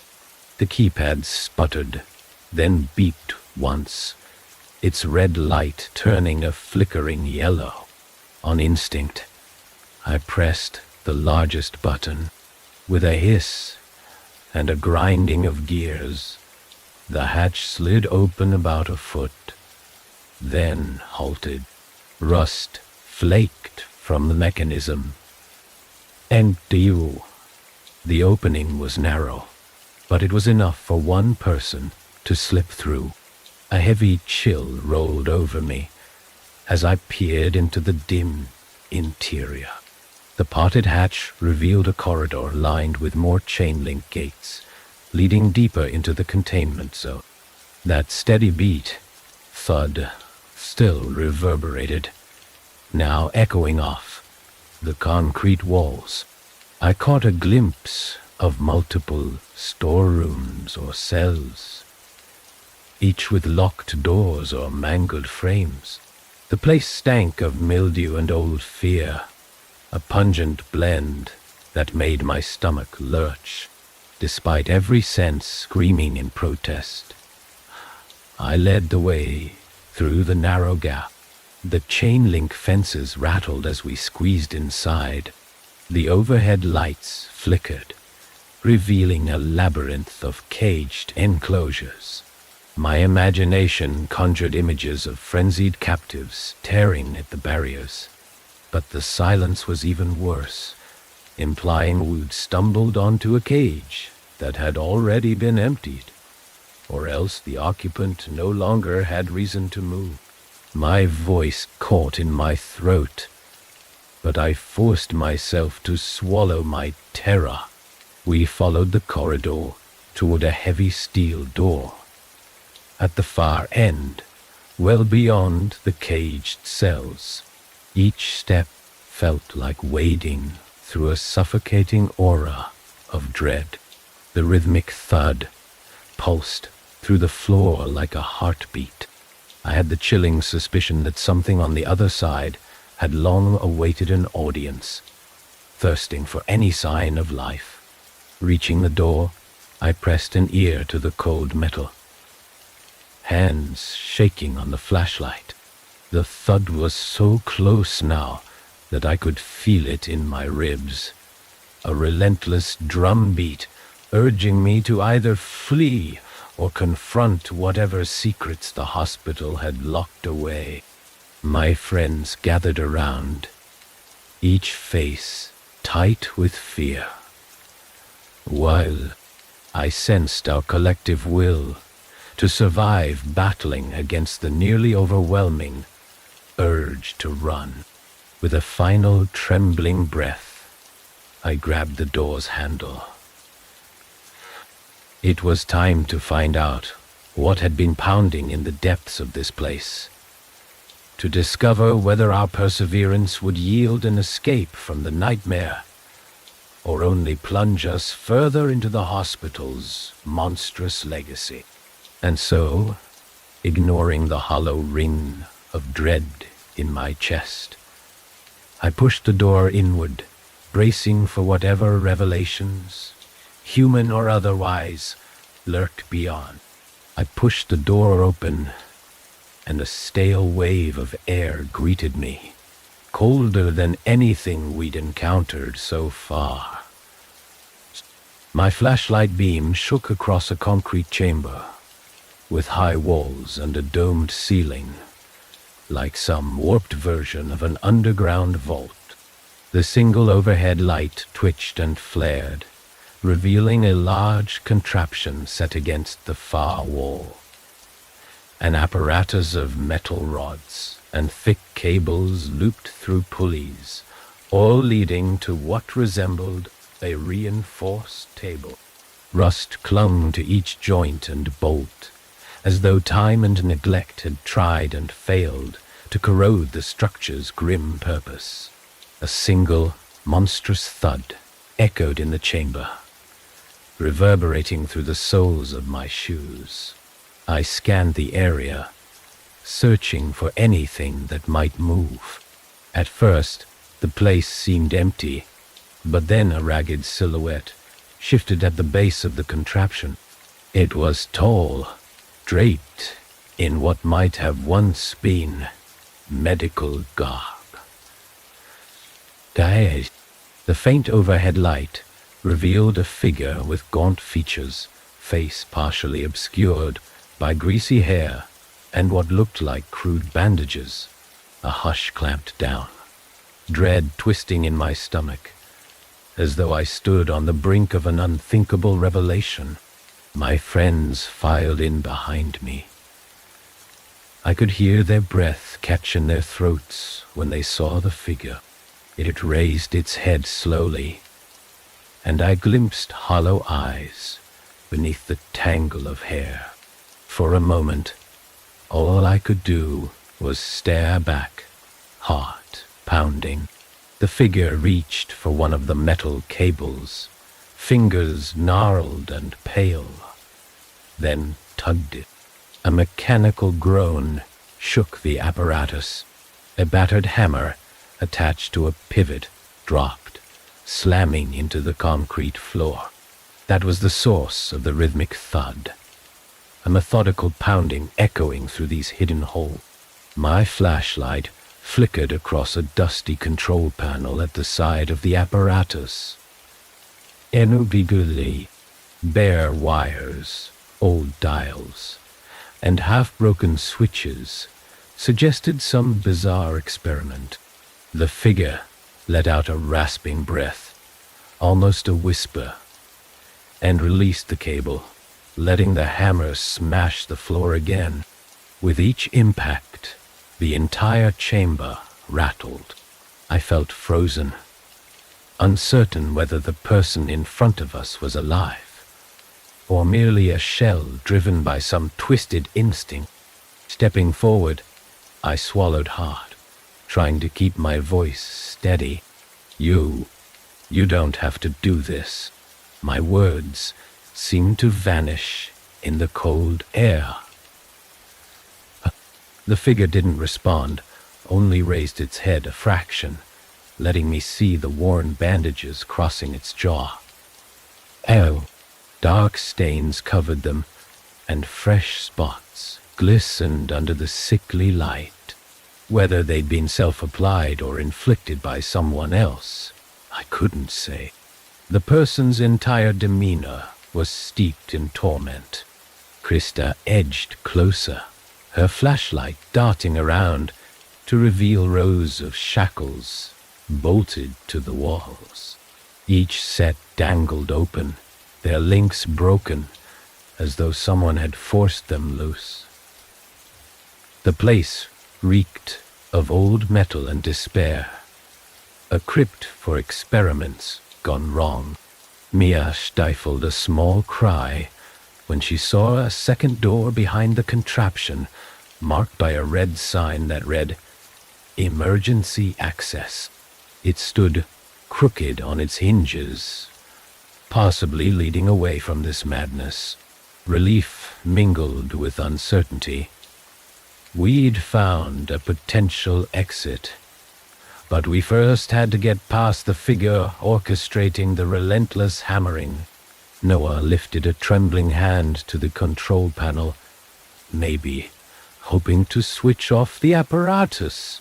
Before he could touch it, the figure lunged, not quickly, but with enough force to send a jolt of alarm through us. A faint moan escaped the bandaged mouth. It gripped a cable again, yanking hard. The hammer dropped once more, cracking the floor and jarring my bones. Something in that repeated act spoke of obsession, as though the figure only knew how to sustain the thudding rhythm. I wrestled my revulsion, trying to think. Our only path seemed to be that emergency door. The figure stood between us and any chance of escape. I inched sideways, my breath loud in the silence. One day, said Noah followed suit, quietly stepping across the chamber, aiming to draw the figure's attention. The plan worked. The figure twisted to track his movement, letting the cable loosen in its other hand. Seeing an opening, I gestured for Krista and Mia to circle around. The battered floor made each step risky. Jagged cracks lay hidden under a layer of dust. My heartbeat thundered in my ears.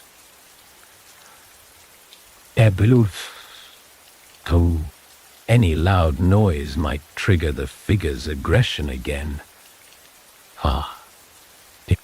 Every nerve felt like it was on fire, poised for flight at the slightest provocation. We reached the large apparatus.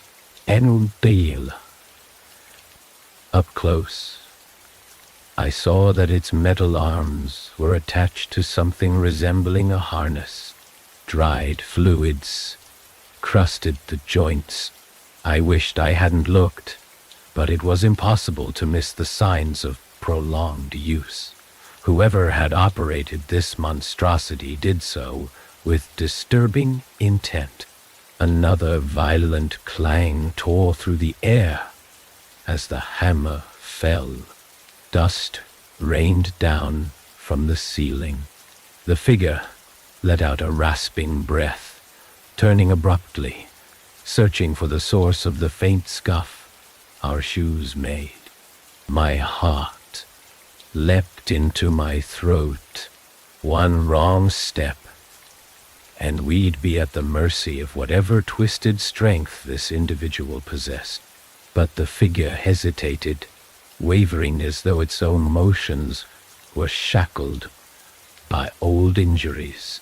I caught a flicker of tortured awareness in those hollow eyes. This was no mere phantom. Someone had once been real here.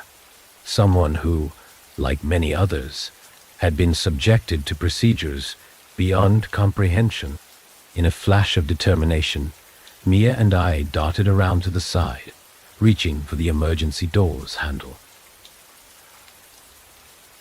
It creaked and refused to budge.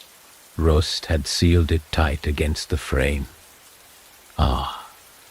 rose. Krista, panting, shoved me aside so she could try with both hands, muscles trembling from fear and strain. Noah pivoted, stepping between us and the figure, bracing himself for a confrontation. The figure stared at him, each breath ragged, as though trying to recall what it meant to speak or communicate. My flashlight caught a glimpse of tears glistening on the bandages. The hammer rose halfway and slammed down again. The jolt made me lose my grip on the flashlight for a second, sending the beam dancing crazily across the ceiling. Krista poured every ounce of strength into the door, pressing her shoulder against it with a muted cry. Finally, something gave. A rusted hinge popped, and the door cracked open an inch. A shock of cold, damp air blew in, raising hope that maybe, just maybe, this was a path to freedom.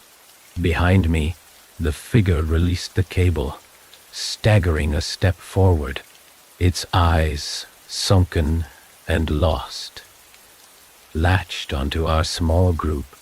My pulse hammered so fiercely that it nearly drowned out the next clang of the hammer. There was a fleeting moment where I thought the figure might lunge for us, or plead for help. Instead, it toppled to its knees with a pained groan, collapsing next to the metal frame.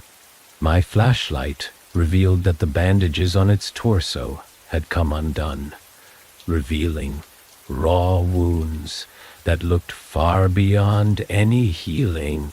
I felt an upsurge of horror and sympathy all at once. Whatever had happened to this person, they were damaged beyond rescue. Krista finally wrenched the door open. Envelop. A wave of damp, chilly wind rushed in, carrying the scent of outside air, rain-soaked soil and rotting leaves. Something primal in me screamed, "Get out now." I hurried through the gap, beckoning everyone else to follow. Mia slipped past, eyes darting to the collapsed figure once more, before she turned away, tears in her gaze. Noah hesitated, his expression tight with conflict, but another thunderous crash from the apparatus spurred him onward. We emerged into a concrete tunnel, lit only by our flashlights. The hammers beat, echoed faintly behind us. A few steps ahead, we found a broken grate that led onto the hospital grounds. We scrambled through, bruising elbows on jagged metal as we spilled onto wet grass under a stormy sky. Rain sprinkled down, pattering on collapsed bricks and overgrown weeds. Above us, the husk of St. Emery loomed, windows shattered, walls blackened with grime.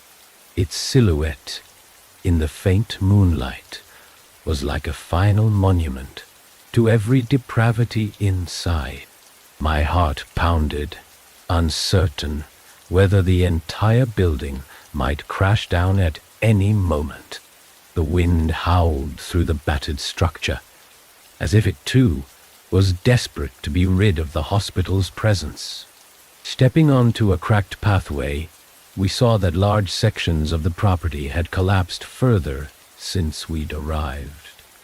An entire wing caved in, the roof sagging in places. Our flashlights flickered across the debris, revealing no sign of other intruders or watchers. It was eerily silent, apart from the distant drip of rainwater and our own frantic breathing. There was no question of going back. The horrors within St. Emery would remain buried, yet never truly rest. We navigated the choked courtyard, brushing past rusted gates and broken fences. Each barrier gave way under minimal force, as though the hospital no longer cared to hold us. My mind reeled with the images it refused to discard. The mildewed labs, the twisted apparatus, the haunted eyes of that bandaged figure. I felt no triumph, only a hollow pit in my stomach, where relief should have been. Pushing onward, we emerged onto a crumbling road that stretched into darkness. The outlines of trees crowded on either side, their branches swaying in the storm. Our flashlights weren't strong enough to pierce the distance, but we clung to the hope that some form of civilization lay ahead, that we could find help or at least safety. Behind us, the once mighty hospital receded into the night, leaving only the memory of its moldering corridors and the nameless souls trapped by its cruelty. We pressed on, steps slow and wary, hearts still racing. Rain drenched us, lightning occasionally flashing overhead, illuminating the crooked silhouette of St. Emery one final time. In that brief glare, I imagined the entire structure collapsing in on itself, dragging down every hidden chamber, every vile contraption, every helpless victim's last scream. Was. Then the world went dark again, and the building was lost from view. All we could do was keep moving, half numb from shock, guided by each other's faint flashlight beams and the desperate need to leave the nightmares behind. We had survived, yes, but the knowledge of what lurked within that hospital, the memories carved into our souls, would never fully let us go.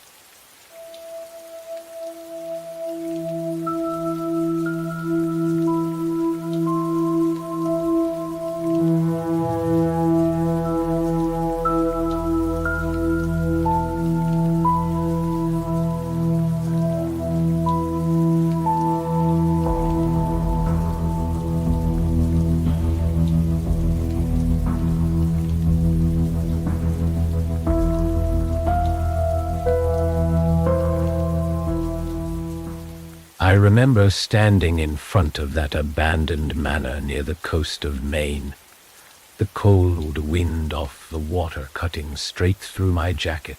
My flashlight shook in my hand, despite my best efforts to steady it.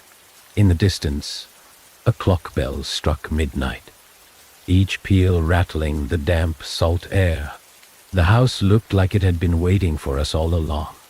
Dark windows, rotting porch steps, an atmosphere so heavy it felt like I was breathing through cloth. I could taste the stale odor of moss and decaying wood. With every shallow breath, I knew this was a mistake, yet I couldn't turn back. The curiosity gnawed at me more than the fear.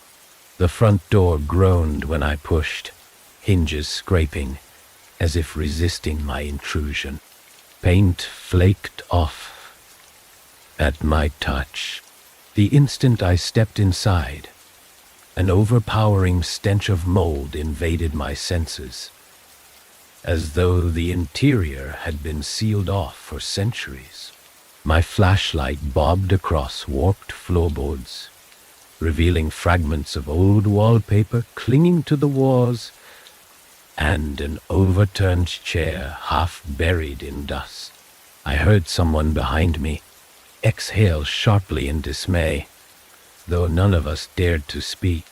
The hush was too complete, reminding me of a closed-off tomb, where any noise might disturb something better, left sleeping.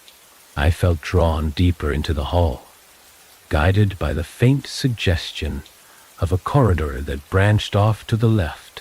The silence weighed on my ears, until a sudden scuttling sound made my heart jump. My beam caught a glimpse of a small shape, perhaps a rat, darting around a busted dresser. Part of me felt relief. It was something normal. But the relief faded when I spotted an old portrait on the wall. Ex nuvini culatasul durisve. Pinobit. It displayed a family dressed in outdated clothing, their faces blurred with age and water damage. One detail stood out. Each pair of eyes had been scratched away with something sharp, leaving jagged marks in the canvas. I shuddered, my mind conjuring reasons someone would do that. A discolored rug extended through the corridor, stiff with grime. Dust molders hovered in the stale air. One step at a time, I moved forward, every board creaking under my weight. An almost imperceptible draft rustled my hair, raising goosebumps along my neck. The sense of being watched persisted, as though the house itself waited for the perfect moment to reveal its secrets. In the distance, the faint clang of a clock bell echoed again. The hour already advanced, and I realized time felt distorted here. My flashlight traced the edge of a door at the corridor's end. It was slightly ajar, an invitation or a warning. I couldn't decide. The doorknob rattled when I touched it, sending vibrations through my hand. The room beyond opened into what looked like a grand sitting area, or what had once been grand before the years tore it apart. A wide fireplace commanded the far side, bricks stained dark, as though they'd harbored countless fires in days long past. Chairs stood scattered, some overturned. At the heart of this space, I saw a child's doll lying on the rug, missing an arm, its porcelain face chipped in a way that gave it a lopsided grin. The sight of it in this oppressive setting shot a chill through my veins. I nudged the doll with my foot, expecting it to be nothing but a piece of debris. Yet it felt heavier than I anticipated, as if stuffed with something denser than cotton. I tried to force the thought from my mind, searching the walls for any sign of a light switch or a clue about what had taken place here. My flashlight then flickered across a side table, revealing scattered sheets of yellowed paper. I bent to examine them, discovering faint handwriting. Emus pa. Words like ritual and bloodline showed up beneath layers of scribbles. My stomach clenched at the implications. El Emua Dumavind. A noise behind me made me whirl. The door I'd come through slammed on its own, the sound reverberating off the plaster walls. My pulse hammered, and I realized I was shaking so badly the flashlight's beam danced across the floor. I reminded myself it was just the wind or a hinge that gave out. Still, I felt an overwhelming urge to flee, yet I couldn't tear myself away from this unnerving puzzle. Something about the house demanded attention, as though it had finally found an audience. A twisting hallway led off from the sitting area, deeper into the structure. A cracked mirror hung on one side, angled so that it reflected my flashlight in a burst of fractured light. My own reflection appeared fractured too, split into jagged shards by the broken glass. Handy. For an instant, I thought I glimpsed another face behind mine, some shape drifting at the edge of the reflection. When I turned around, nobody was there. The hair on my arms bristled. Navigating that hallway felt like stepping through layers of stale nightmares. The wallpaper showed faint outlines of birds, or perhaps feathers, repeating in a pattern that became more abstract the longer I stared. My chest felt tight, as though the air contained decades of sorrow pressed into these walls. The idea that someone had once lived here, walked these halls, maybe raised children, made the desolation more poignant and more harrowing. I noticed a half-open door at the end, revealing a smaller room lit by a single narrow window. The shattered pane allowed the moonlight to spill onto the floor, illuminating scattered photographs. I knelt, shining my beam over the images. Each photo depicted the same family from the portrait, except now the father seemed to hold a strange book, its cover marked by odd symbols. In one picture, he stood in what might be the very room I was in. His expression was unreadable, yet I sensed a blend of pride and terror etched into his stance. The wind picked up outside, swirling leaves through the broken window, making the photos flutter like frightened birds. My nerves felt stretched thin, ready to snap. Then came a thud overhead, directly above me, powerful enough to shake dust from the ceiling. I stood, flashlight pointing upward, heart jolting. The noise repeated, heavy, deliberate steps crossing the floor overhead. It was impossible to deny the weight of a presence moving just out of sight. I swallowed the panic rising in my throat, forcing myself not to run. Something was alive in this house, or at least stirring in its upper rooms. I recalled old rumors, entire families gone missing, locked rooms used for clandestine gatherings, cryptic chanting reported by neighbors. The footsteps overhead paused, then resumed. The boards groaned in protest. I was certain that if I went upstairs, I might see whoever, or whatever, trailed those steps, despite every survival instinct screaming at me to turn away. A macabre curiosity urged me onward. My flashlight beam shook as I approached the foot of the grand staircase. Eloa, sound, each banister spindle was coated in thick cobwebs, dust swirling in the gloom.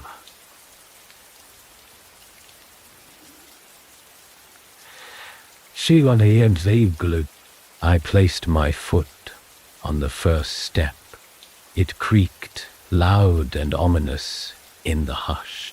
The steps above continued with a slow, methodical rhythm. I peered into the upper darkness, feeling the presence so strongly, it almost felt like a physical force. The idea of confronting it chilled my blood, yet every fiber of my being demanded an answer to the question. Who remained in these haunted halls? Another clang of the distant bell cut through the silence, making me jump. My pulse throbbed in my ears.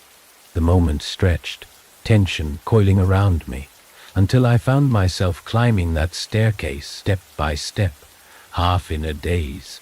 The air at the landing felt colder, hinting at a draught from somewhere deeper within. A single corridor stretched ahead, doors lining both sides like silent sentinels. Engudilder, Pakan silent sentinels. My flashlight flickered on a door near the far end, slightly ajar, a sliver of blackness behind it. The footsteps had stopped, though a faint thumping noise lingered. I felt my breath catch. This was the moment I realized there would be no turning back. Whatever lurked in that corridor held the truth about this place, possibly the secret behind all those missing people, all those horrifying clues scattered throughout the house. With each step toward that half-open door, my heart pounded harder, my body trembling in a cold sweat. I pushed the door open, my flashlight carving a narrow tunnel of illumination through the dark. Whatever was in there, I was about to face it, drawn forward by equal parts fear and grim determination. I pushed the heavy door inward, the hinges letting out a low scrape that set my teeth on edge. The smell of stale air rushed into my face, carrying a faint hint of something metallic. My flashlight wavered over the threshold, revealing a narrow room lined with tall cabinets. Each cabinet had a glass front that was filmed with dust, transforming my flashlight's beam into murky streaks across hidden shapes inside. The silence pressed in on my ears, and I kept expecting to hear the footsteps that had brought me here in the first place. Wow, but there was only the rasp of my own breathing and the anxious thrum of my pulse. Stepping fully inside, I was struck by the sense that whoever had inhabited this space left in a hurry. Papers lay scattered on the floor in curling drifts. A single chair sat overturned near the center of the room. One leg snapped as though someone had jerked it violently. My flashlight's glow touched the cabinets, making the objects within look like pale, ghostly silhouettes. Each shelf was crammed with jars, bound notebooks, and small wooden boxes. I eased closer, fighting an internal debate over whether to open one of those cabinets. A thick layer of grime coated the handles, implying it had been ages since anyone dared to disturb them. A distant creak brought my attention back to the corridor behind me. I turned, half certain I'd see a figure there, but the doorway was empty. The hallway beyond looked darker than it had moments before, as if the entire house was shifting its shadows in my absence. My chest felt constricted, my breath shallow.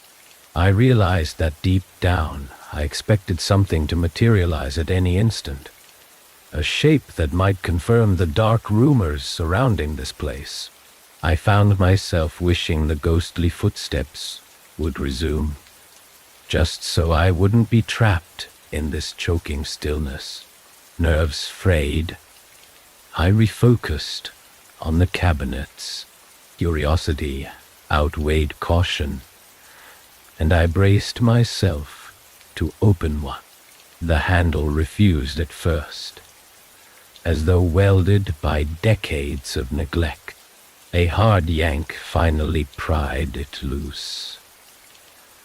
It was then, and the door swung open with a mournful groan, releasing a stale odor. My flashlight landed on a row of handwritten ledgers tied with twine, each labeled with a year. Some spanned decades I never heard mentioned in local stories. My fingers trembled as I opened the top ledger, brushing away dark specks of mold. The pages revealed line after line of meticulously drawn symbols, They resembled an amalgamation of letters and curved shapes, entirely foreign to me. Below them, words jotted in an old-fashioned script described trials and observances, repeating references to a bloodline I couldn't trace. A jolt of alarm ran through me when I realized my flashlight had begun to flicker, as if the battery was failing. I gave it a quick tap. The beam steadied just enough to read a handful of phrases. Elaborate rites, offer sacrifice, keep the family within the circle. My mouth went dry. The lines hinted at something far more malevolent than idle superstition. I slid the ledger back onto its shelf, unsettled to the core. Another cabinet beckoned on the opposite side of the room, its door hanging slightly ajar. Elevate and Eli. I stepped around the scattered papers, noticing footprints in the dust, small impressions that weren't mine. It took effort to keep my breathing steady. I nudged the cabinet open.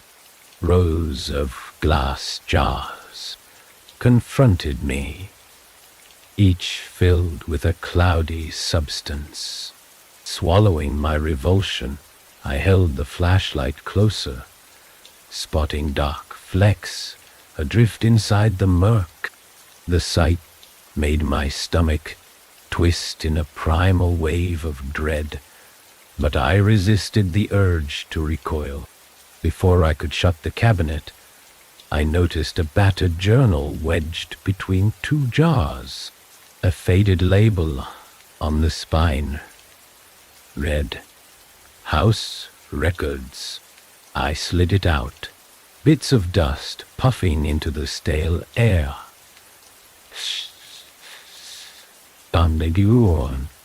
The cover threatened to peel off in my hand. Turning a few pages, I found old photographs tucked among cryptic notes. One photo showed the father from that portrait downstairs, standing at the base of a curved staircase. His eyes, though blurred by time, seemed feverish, locked onto the camera, as if warning whoever viewed the image. Next to him, a child clung to his coat sleeve, face hidden behind a drooping hat. I skimmed the notations in the margins, my eyes catching fragments, nightly gatherings, chanting, visitors never return. My grip on the journal tightened, heart pounding so loud it felt capable of filling the entire room. The pictures and notes hinted at a vile past, hidden beneath mundane gossip and faded architecture. Whatever had haunted this family all of those years ago might still linger, fed by the hush of deserted rooms and long-forgotten rituals. A sudden noise in the corridor snapped me out of the trance. This time it was more distinct, a deliberate footstep, followed by the soft drag of something across the floor. The air turned colder, as though the walls themselves had begun to exhale. My flashlight flickered again, aggravating my dread. I forced myself to move toward the source of the sound, compelled by both terror and an overwhelming need to uncover the truth. The hallway beyond the door was cloaked in near total blackness, yet I sensed motion there, something just out of range of my faltering light. I stepped back into the corridor, letting the door shut behind me. A wave of vertigo hit, as though the walls had shifted in my brief time away. My heart clamored in my chest while I struggled to orient myself. The footsteps grew louder, and I realized with a lurch that they were not running away. but coming toward me. The pattern was irregular, as if the owner limped or dragged a limb with each step. My mind conjured images of a disfigured figure prowling these halls, guided by a deeper purpose I couldn't fathom. I raised my flashlight, scanning the corridor's length. Layers of peeling paint and a few neglected doors lined the path, but no figure was visible. Then a door to my left rattled in its frame. A quick, sharp shake that sent my nerves into overdrive. I inched closer, ignoring every survival instinct screaming at me to leave. This house, with its hidden ledgers and jars of unspeakable contents, demanded confrontation. My hand closed around the knob, slick with grime. The rattle stopped, replaced by silence so profound that my own heartbeat roared in my ears. I turned the knob, half expecting it to be locked. It gave way with a click, revealing a small room furnished with a single bed, its sheets strewn on the floor. The wallpaper had been shredded, revealing crumbling plaster beneath. Something dark stained the mattress, either mold or an old spill I refused to identify. My flashlight trembled as I caught a glimpse of what lay beneath the bed. A set of scratched markings etched into the floor, forming a circular pattern with interlocking symbols. For a moment, I forgot to breathe. The moment I knelt to look closer, a loud crash thundered in the hallway, and I twisted around in alarm, convinced that I was no longer alone in this portion of the house. I jerked upright from the etched markings under the bed, my heart pounding as the echo of that hallway crash faded into sight. Dust swirled in the narrow beam of my flashlight, which trembled in my grip. The battered door behind me felt like a flimsy barrier against whatever might lurk beyond. I tried to steady my breath, but found it nearly impossible. Each inhale came short and shaky, as though the very walls conspired to drain every ounce of courage I had left. I peered back at the curious symbols on the floor, half tempted to study them further, but the memory of that crash lingered, a sharp reminder that something was stirring in this house.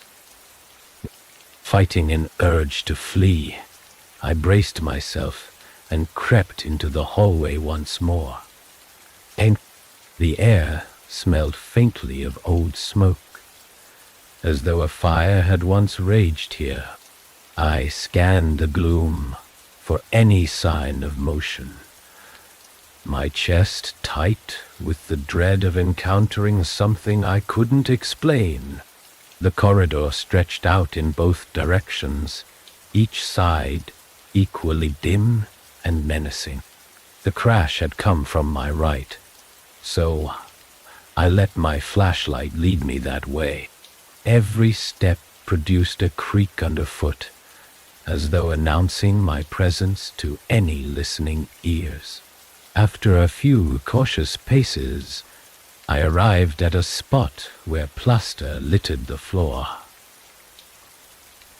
Above my head, part of the ceiling had caved in, revealing splintered beams and warped lath beneath. Dust still hung in the air like tiny stars in a dying galaxy.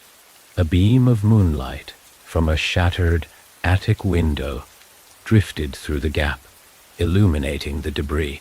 My senses strained for any clue that another person had caused the collapse.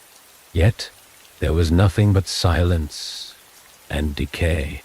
My skin prickled with the conviction I wasn't alone.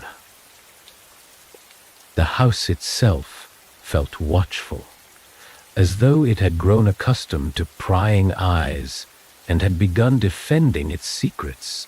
I nearly gasped when I noticed a faint set of footprints in the dust, a disordered trail that led away from the fallen ceiling, deeper into the corridor. I followed those prints, swallowing my mounting unease. With each step, the walls appeared more battered, the wallpaper half torn in long curling strips. Water stains shaped like ominous shadows revealed themselves under the flicker of my flashlight. The footprints guided me around a corner, where I found a door forced half open, its wood splintered near the latch.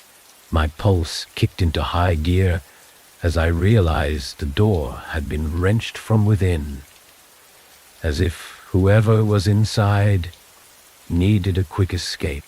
I nudged the door the rest of the way, my flashlight spanning the threshold. A wave of stagnant air hit me, steeped in the pungent odor of rot. The room beyond was large, perhaps once a drawing room or study, now colonized by dust and cobwebs. My light settled on a broad desk near the center, overwhelmed by disorganized stacks of old books and tattered papers. A lamp with a shattered base lay on its side, the fabric shade, stained and crumpled.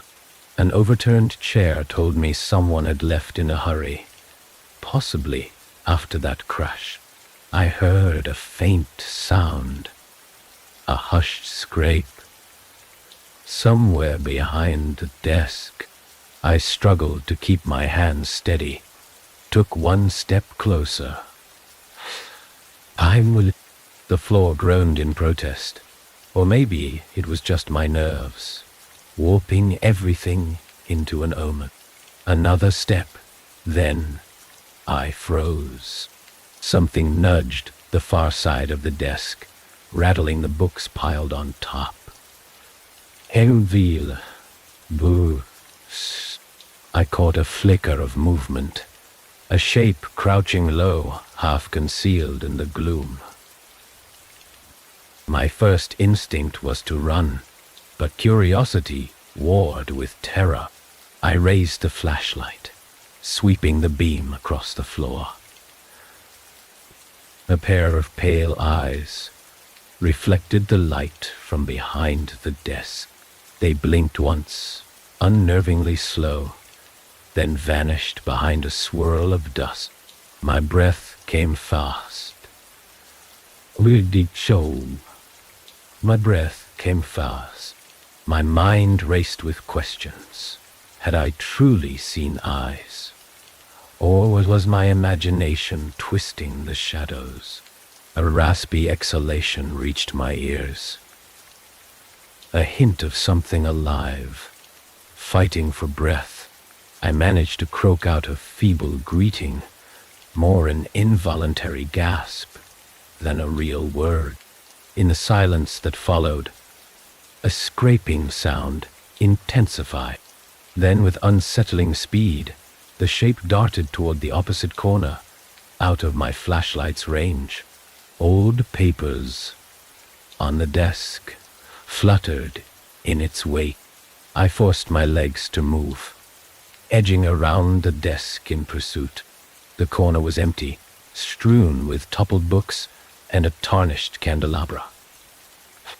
My flashlight revealed damp footprints on the floorboards, as though the figure had been soaked in something.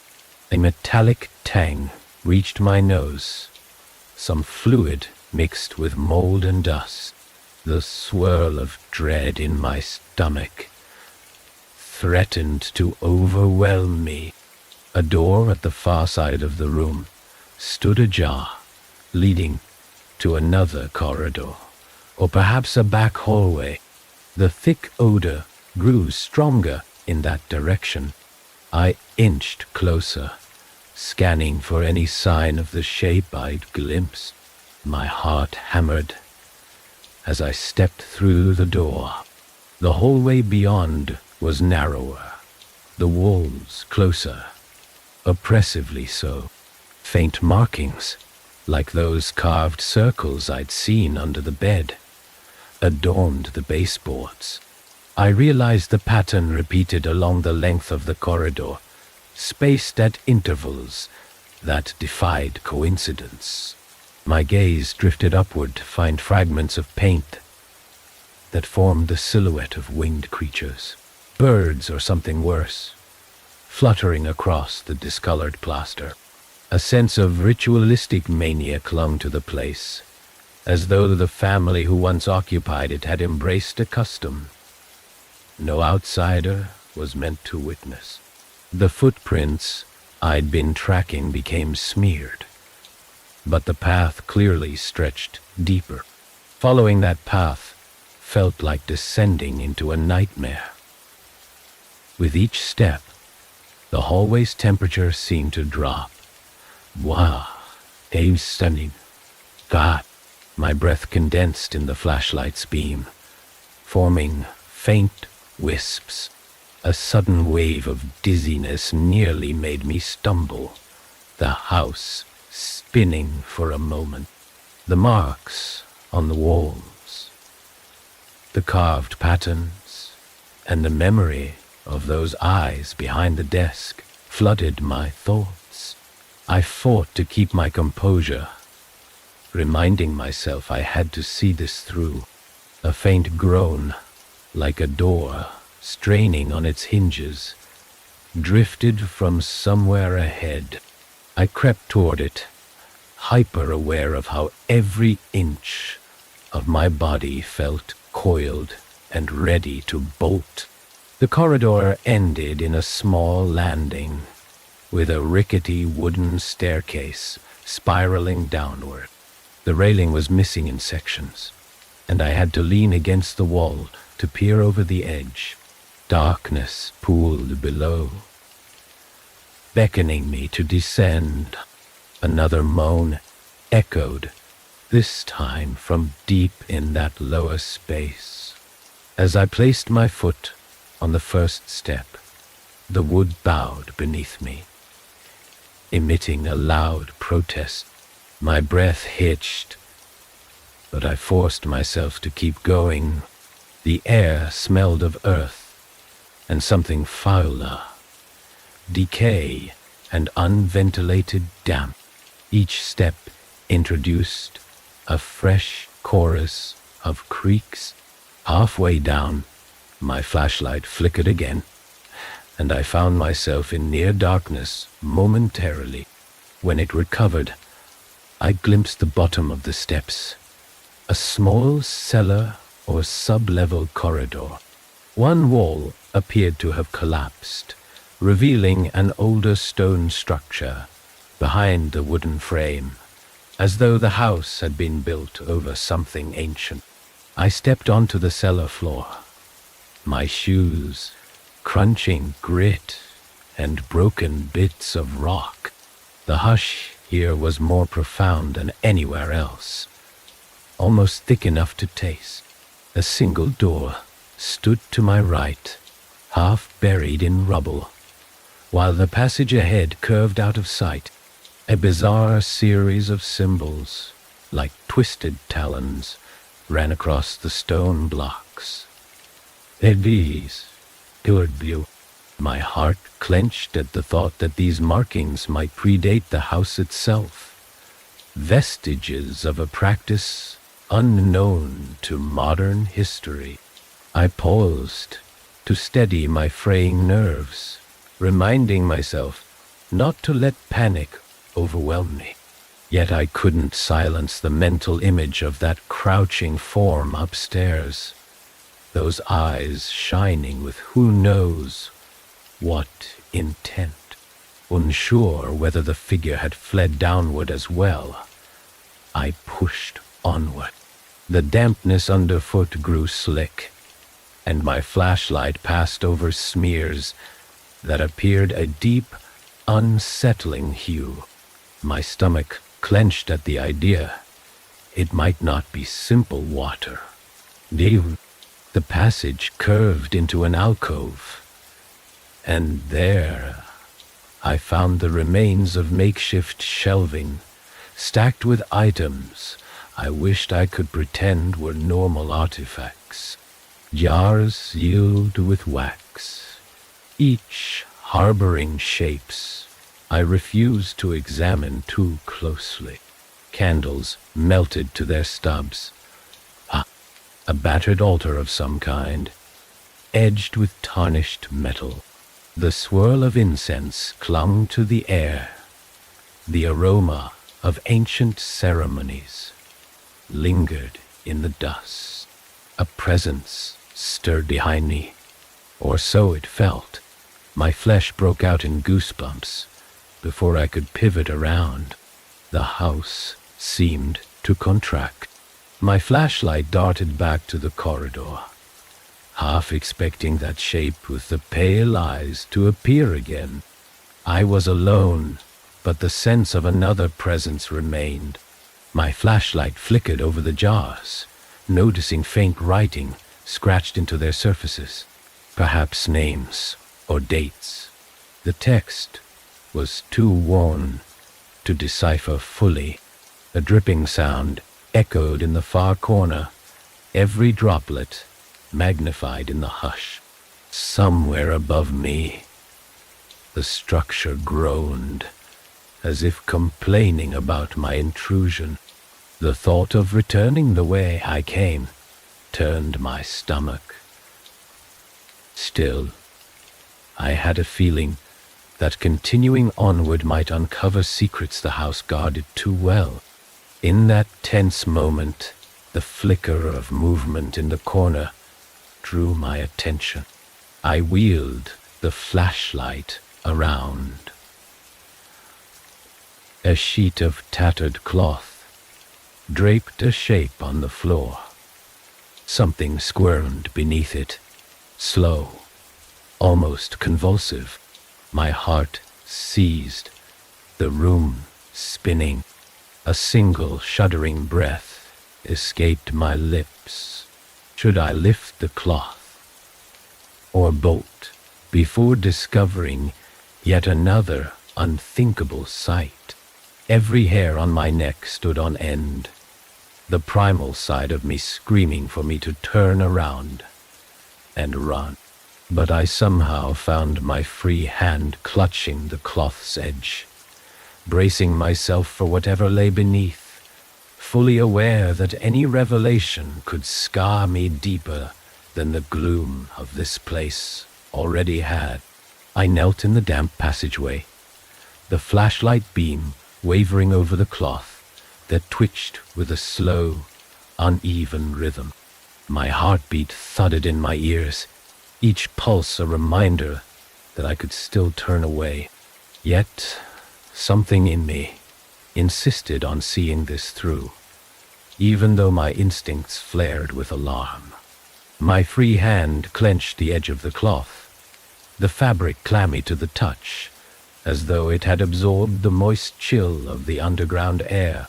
With one deep breath, I lifted the corner, bracing myself for the worst.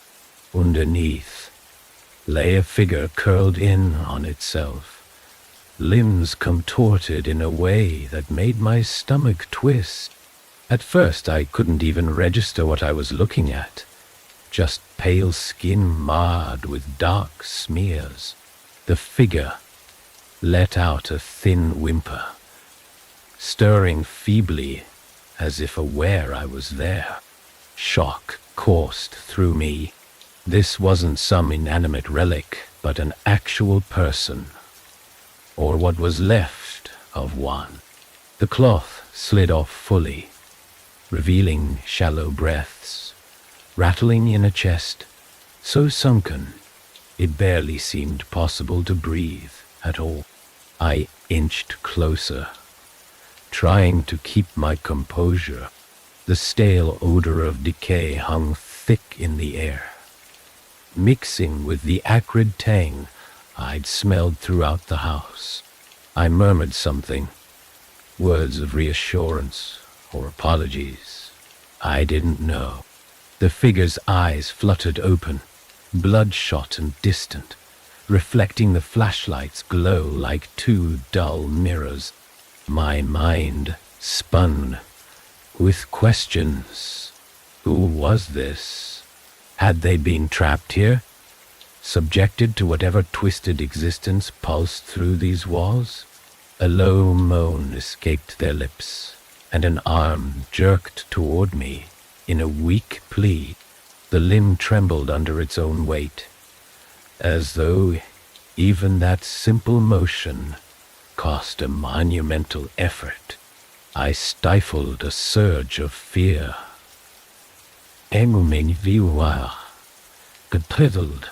This was no monster, just a human being who needed help. But as my flashlight dipped along their side, I realized the injuries went deeper than fatigue. A series of strange symbols, the same carved markings I'd seen above, had been etched or burned into the skin. My stomach flipped at the realization that these people, whoever once owned this house, had done more than dabble in rituals. They had physically inscribed their devotion onto living flesh. I forced myself to speak, though my voice wavered, echoing in the cramped passage. "I'm going to get you out," I managed to say, uncertain if it was even possible. A flutter of the figure's eyelids signaled they understood me on some level. There was no telling how long they had been lying here. The realization that I might be the only person left who could intervene spurred me to act. I reached out, struggling to slip an arm beneath their shoulders, which felt alarmingly light, like lifting a bundle of broken sticks. The cloth snagged on my sleeve, damp with a dark fluid I refused to identify. Hot pain lanced through my muscles as I braced my other hand against the stone floor, trying to stand. My breath hitched with the effort. Slowly, I hoisted the figure to a half-sitting position. They groaned, head lolling onto my shoulder. Efter en kvar. Even in this dire moment, I felt relief that they were alive enough to protest. I scanned the alcove, searching for a path I could manage while supporting them. The jars and grotesque items sat silent on the makeshift shelves, their presence a reminder of the twisted practices that had tainted this place. A part of me was terrified that the shape with the pale eyes might reappear, or that something else lurked in the darkness. Yet the immediate need to help this person propelled me to move forward. Each step toward the corridor felt like a marathon. My grip slipped on the damp floor, nearly sending us both tumbling. The figure clung weakly to my jacket, breath rattling in shallow gasps. A narrow beam of moonlight filtered through a gap in the broken ceiling overhead, revealing motes of dust swirling in the stale air. I gritted my teeth, determined not to let that feeble light be the last thing this individual ever saw.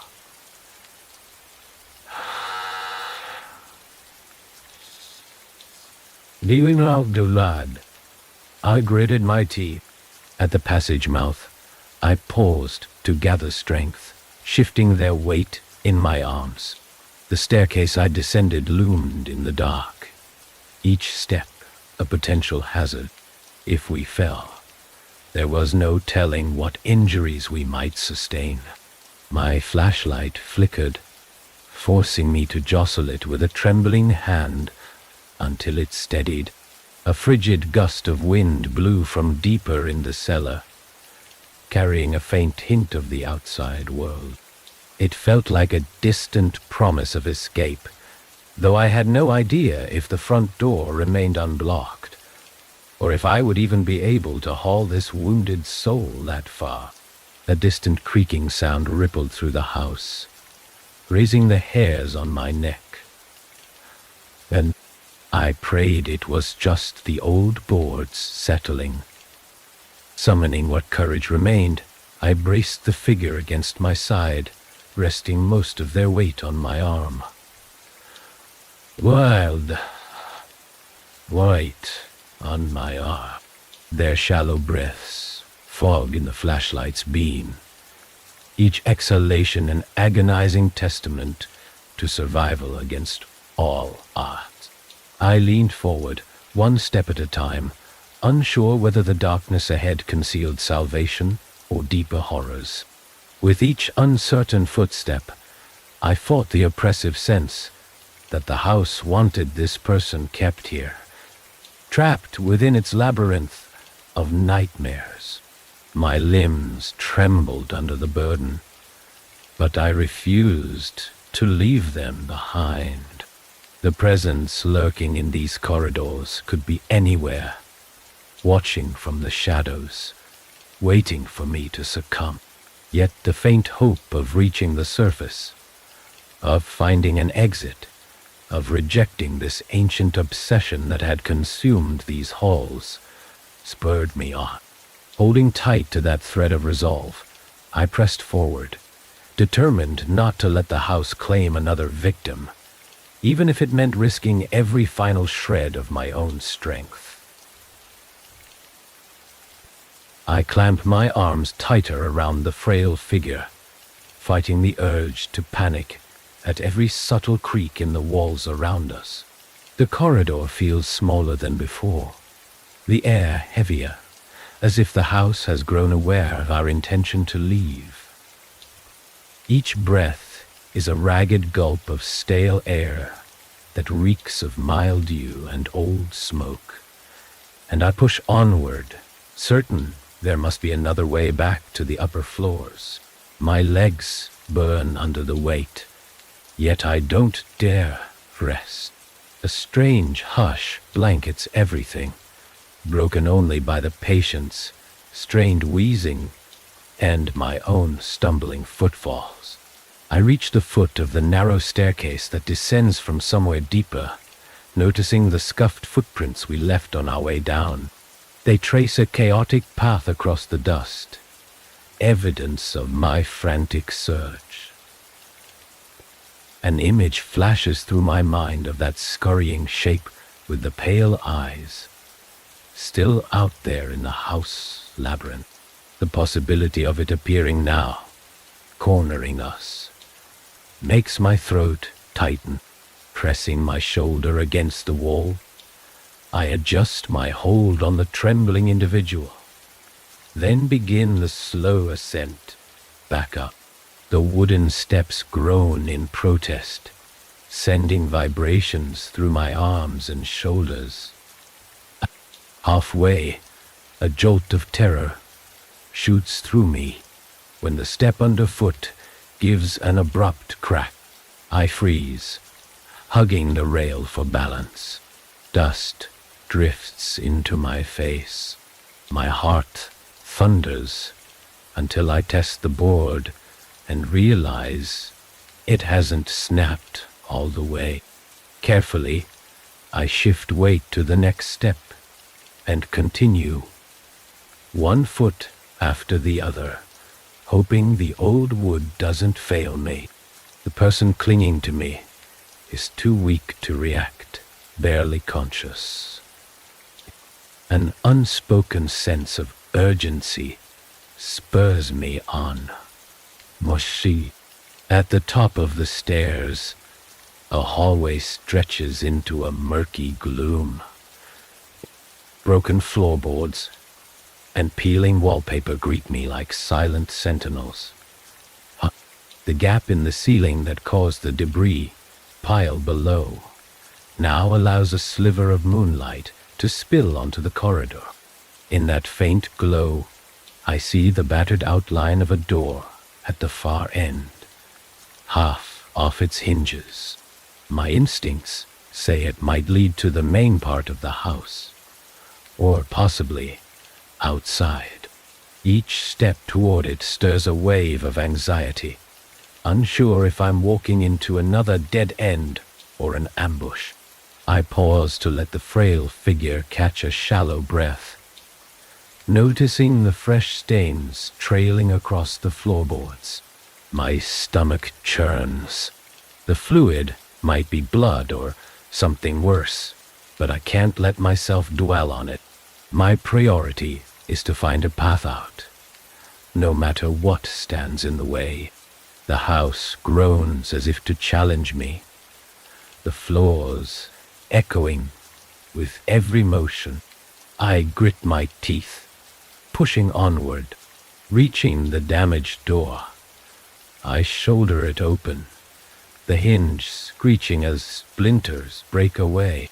The next space is a large hallway. I vaguely recall from earlier, high ceilings, a sagging chandelier enveloped in cobwebs, and a wide staircase at the center. Relief flickers inside me. The main foyer must be close by, unless the structure has shifted or collapsed behind me. Leaning against the wall, I let out a trembling exhale.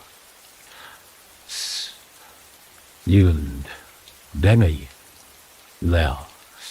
The patient in my arms gives a faint moan, prompting me to keep moving. The wide staircase comes into view, every step coated in filth and debris. If I can just get down these stairs, maybe I'll see the front door, or at least a window that leads to freedom. The overhead chandelier sways slightly, as though an invisible hand nudges it. My flashlight beam shakes on the banister, revealing deep scratches, fingernail marks. My nerves scream at me not to imagine how they got there. I inch onto the top step, straining to support my companion's weight. A distant echo resonates from below. A low shuffle across floorboards. Something stirs in the shadows, just out of sight, as though anticipating our descent. I cling to the banister, edging down one slow step at a time. The rustle of clothing and ragged breathing, the only indication we're still alive. My forehead beads with sweat, my muscles trembling under the strain. Midway, my flashlight catches a glimpse of a form across the foyer. The illumination wavers, and for a moment, I think it's just another trick of the light. Then the shape shifts ever so slightly. Elongated limbs and a pale face reflecting my beam. My stomach lurches with recognition, the same presence I sensed in the corridors. An overwhelming tension ignites in my chest. It stands motionless, too far to discern details, but the sensation of its gaze hits me like a physical blow. The figure tilts its head, as if studying our every move, and my blood runs cold. I have no choice but to continue.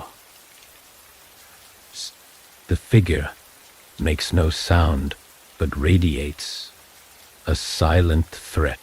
Each downward step feels like an eternity. The old boards squeaking a warning that resonates in the hollow of my chest. My grip on the frail person tightens, determined to protect them if this silent watcher attacks. After a paralyzing stretch of moments, We reach the bottom. The shape at the edge of the foyer still lurks, now partially hidden by a crumbled partition. I sense it's letting us pass, for reasons I can't understand. I slide along the wall, aiming for what I believe is the front entrance. My flashlight flickers across a battered set of doors that appear to lead outside. My heart leaps, though a web of doubt tangles my thoughts. Is it truly an exit, or just another decaying trap? The figure in the foyer remains still, granting no clue. A final swell of courage pushes me to try the door, my hand fumbling with a rusted handle. With a scrape, it yields slightly, the rotted frame giving a groan. Before I can pull it open completely, the weak body in my arms shudders and collapses with renewed weight. My knees nearly buckle. Bel, stivvel, I deforma. The distant watcher hasn't moved, but a sudden scuttling noise behind the broken partition makes my nerves fray all over again. Determined not to succumb to panic, I direct my focus on the door, forcing it open inch by inch. Cold air seeps in, mixing with the house's stagnant gloom, giving me a fragile sense of hope that the outside world is close. I grit my teeth and pull the door wide enough for us to slip through, every muscle in my arms protesting under the strain of supporting the person in my grasp. The blast of night air hits me like a shock, its freshness clashing with the stale humidity clinging to my clothes. My flashlight beam trembles over the threshold, revealing a warped porch that threatens to collapse under a stiff breeze. Beyond it, the moonlit yard stretches out, a tangle of overgrown grass and twisted shrubs that seem to sway in anticipation. I feel the body in my arms tense again, a soft moan of discomfort escaping their lips. The ground below looks uneven, riddled with debris and fallen branches. But I have no choice except to venture into that uncertain terrain. The silhouette from the foyer lingers just within the house, a silent witness as I hobble forward, the boards underfoot groan, each step riddled with risk. In the corner of my vision, I catch a flicker of movement back inside, but I refuse to look, too afraid of what I might see. Once I'm clear of the porch, I pause to steady my throbbing arms, squinting through the moonlight to find a path around the building's side.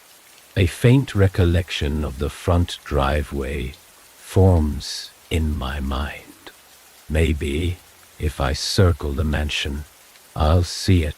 The yard is a minefield of roots and broken masonry. My foot catches on a half-buried rock, nearly sending us both sprawling. But I somehow keep us upright, my breath ragged with exertion.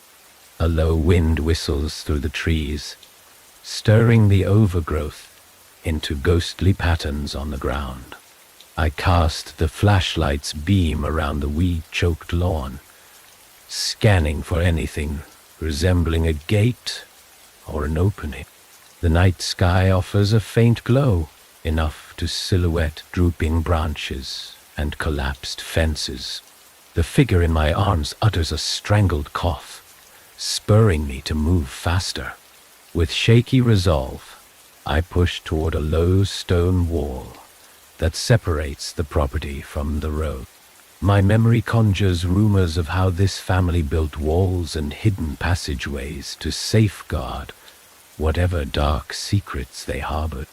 I near the wall, dismayed to see it stands taller than I recalled, the mortar crumbling in places.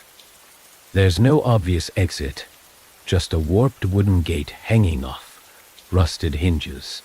I aim the flashlight at it. One hinge is snapped, while the other dangles precariously.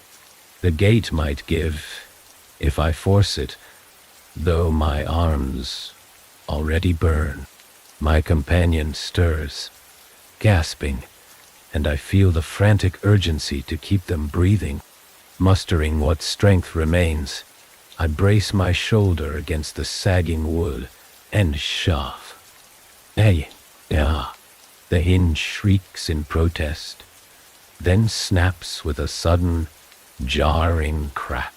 The gate falls to the side, revealing a narrow path, cluttered with broken stones and overgrown briars.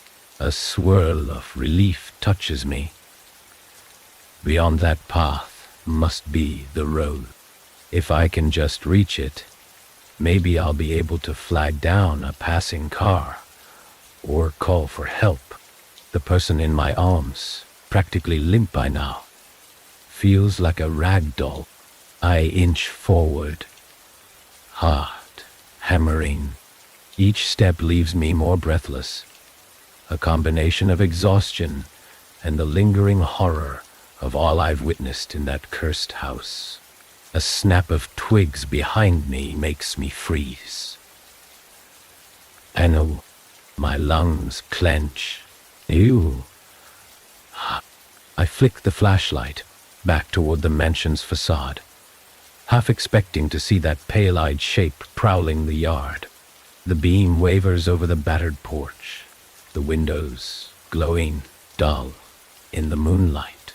Nothing moves, yet the sense of being watched intensifies. A primal terror claws at my thoughts, urging me to ignore any curiosity. Something in those walls has awakened, and I don't want to meet it face to face. Gritting my teeth, I turn away and follow the rough path, feet tangling with vines that snag at my ankles. The further I get from the house, the lighter the air feels, as though an invisible weight is lifting off my shoulders. My companions' breaths come in weak spurts, and I push aside the realization that they might be too far gone. I force the next step, then the next, until the undergrowth starts to thin, and my flashlight picks out the dim outline of a road. A wave of relief almost buckles my knees. The asphalt is just visible, flanked by patchy grass, the occasional scatter of leaves from a neighboring property. Darkness reigns, but the sky above the treetops holds the faint glow of the moon. I stagger onto the shoulder of the road, searching in vain for headlights or any sign of passing vehicles. My arms are on the brink of collapse, yet I somehow manage to lower the frail figure onto a patch of grass. They're still breathing, but each gasp sounds more ragged than the last. I glance back toward the mansion, the peaked roof and skewed windows silhouetted in the moonlight.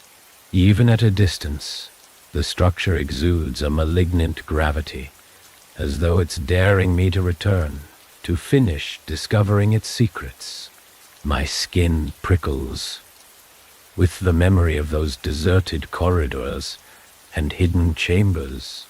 The idea of going back defies reason, but a piece of me knows the story isn't finished. Whether I like it or not, that place has left its mark.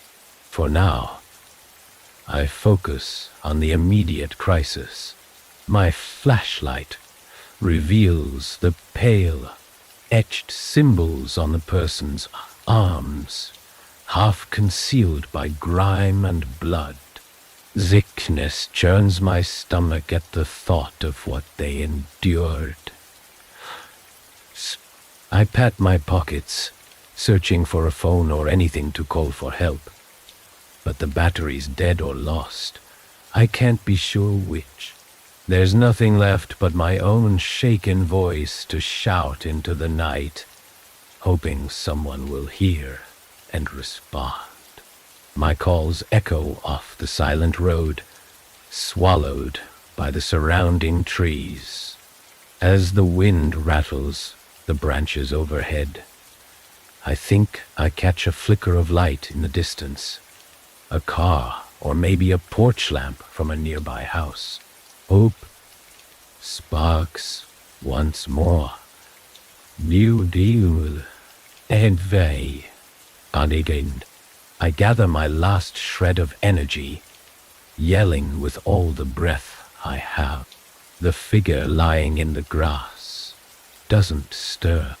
My vision blurs with exhaustion, but I cling to the possibility of rescue. I refuse to let despair overshadow the chance that someone, somewhere out here, will find us and unravel the twisted fate the mansion tried to seal within its rotting walls. I wave my arms at the faint glimmer of light in the distance, voice cracked from shouting. My heart pounds so fiercely, it rattles in my chest, every breath a ragged plea for someone. Anyone to come.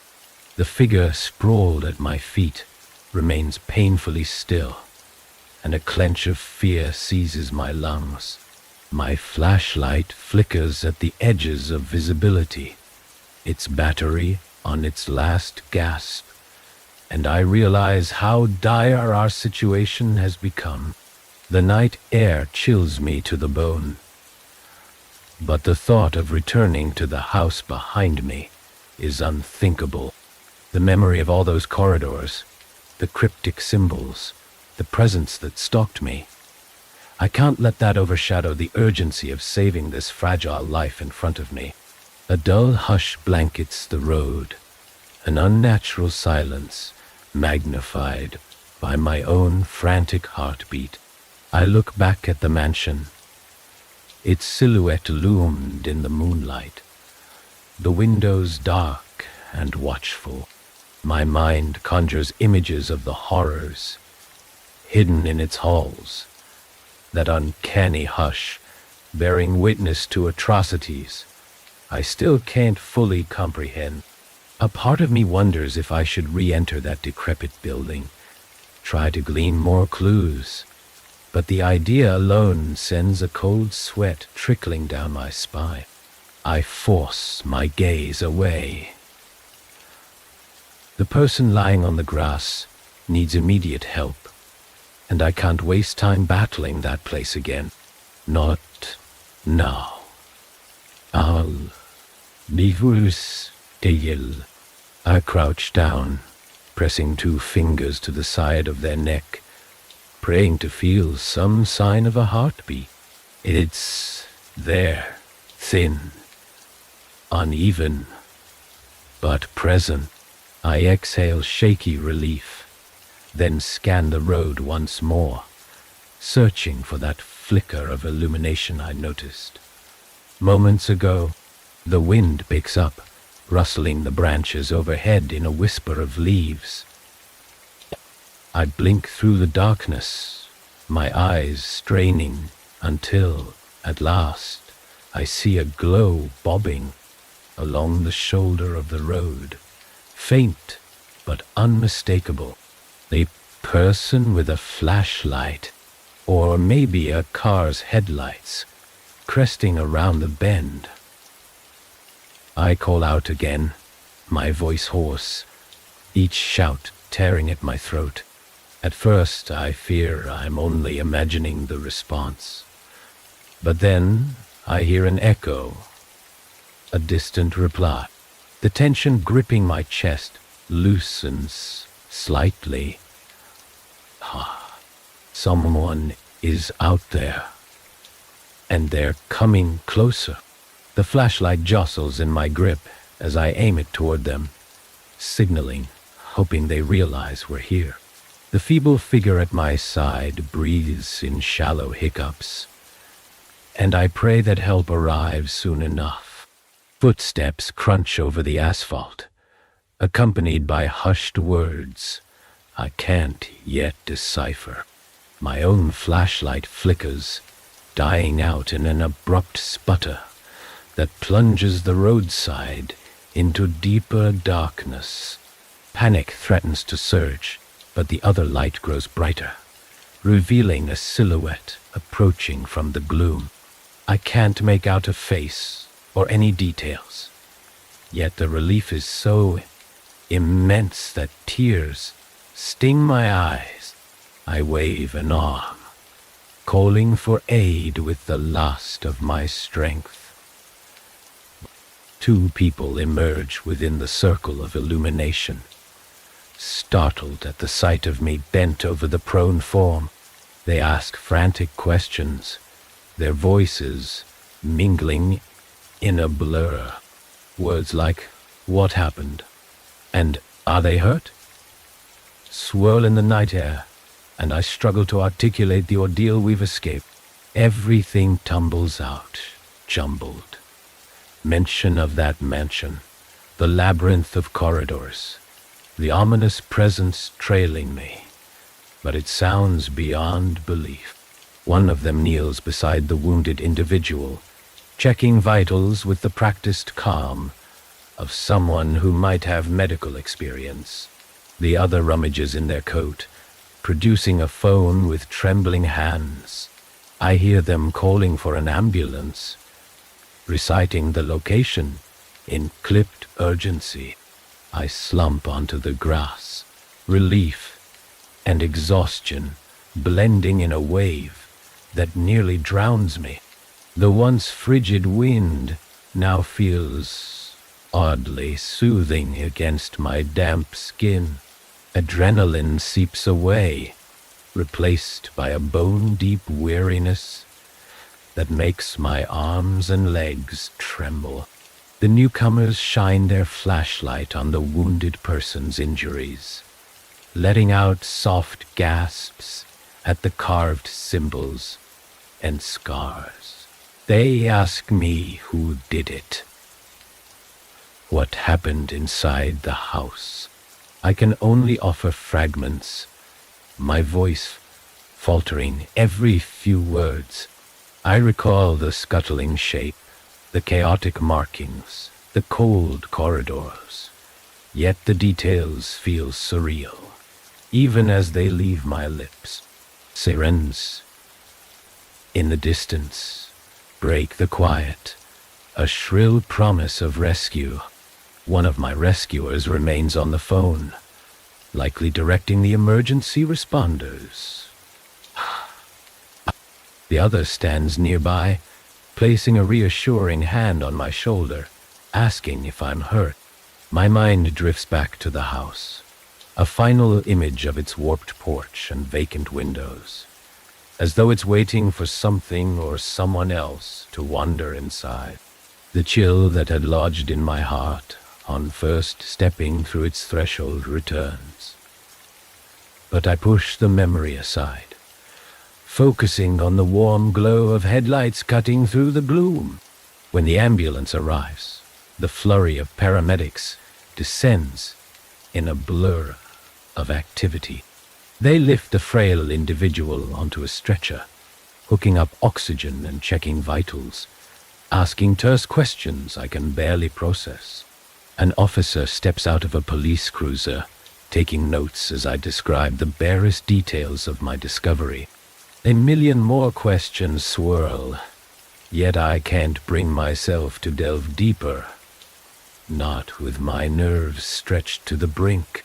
I catch one last glimpse of the mansion's outline, a dark blot against the pale horizon, before the ambulance doors slam shut.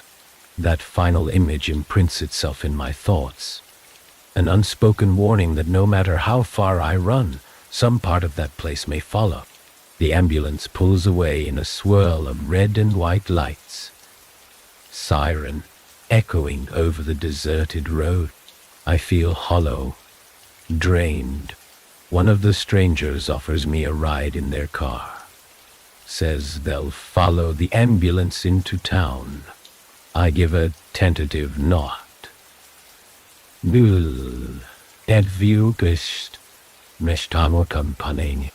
As I climb into the back seat, I wonder if we truly escaped, or if the house itself chose to release us.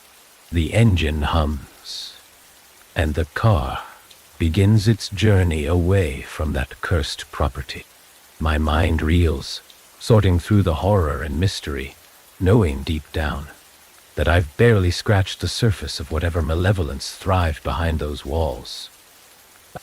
Yet for now, I'm alive. And so is the person I carried out. That has to be enough.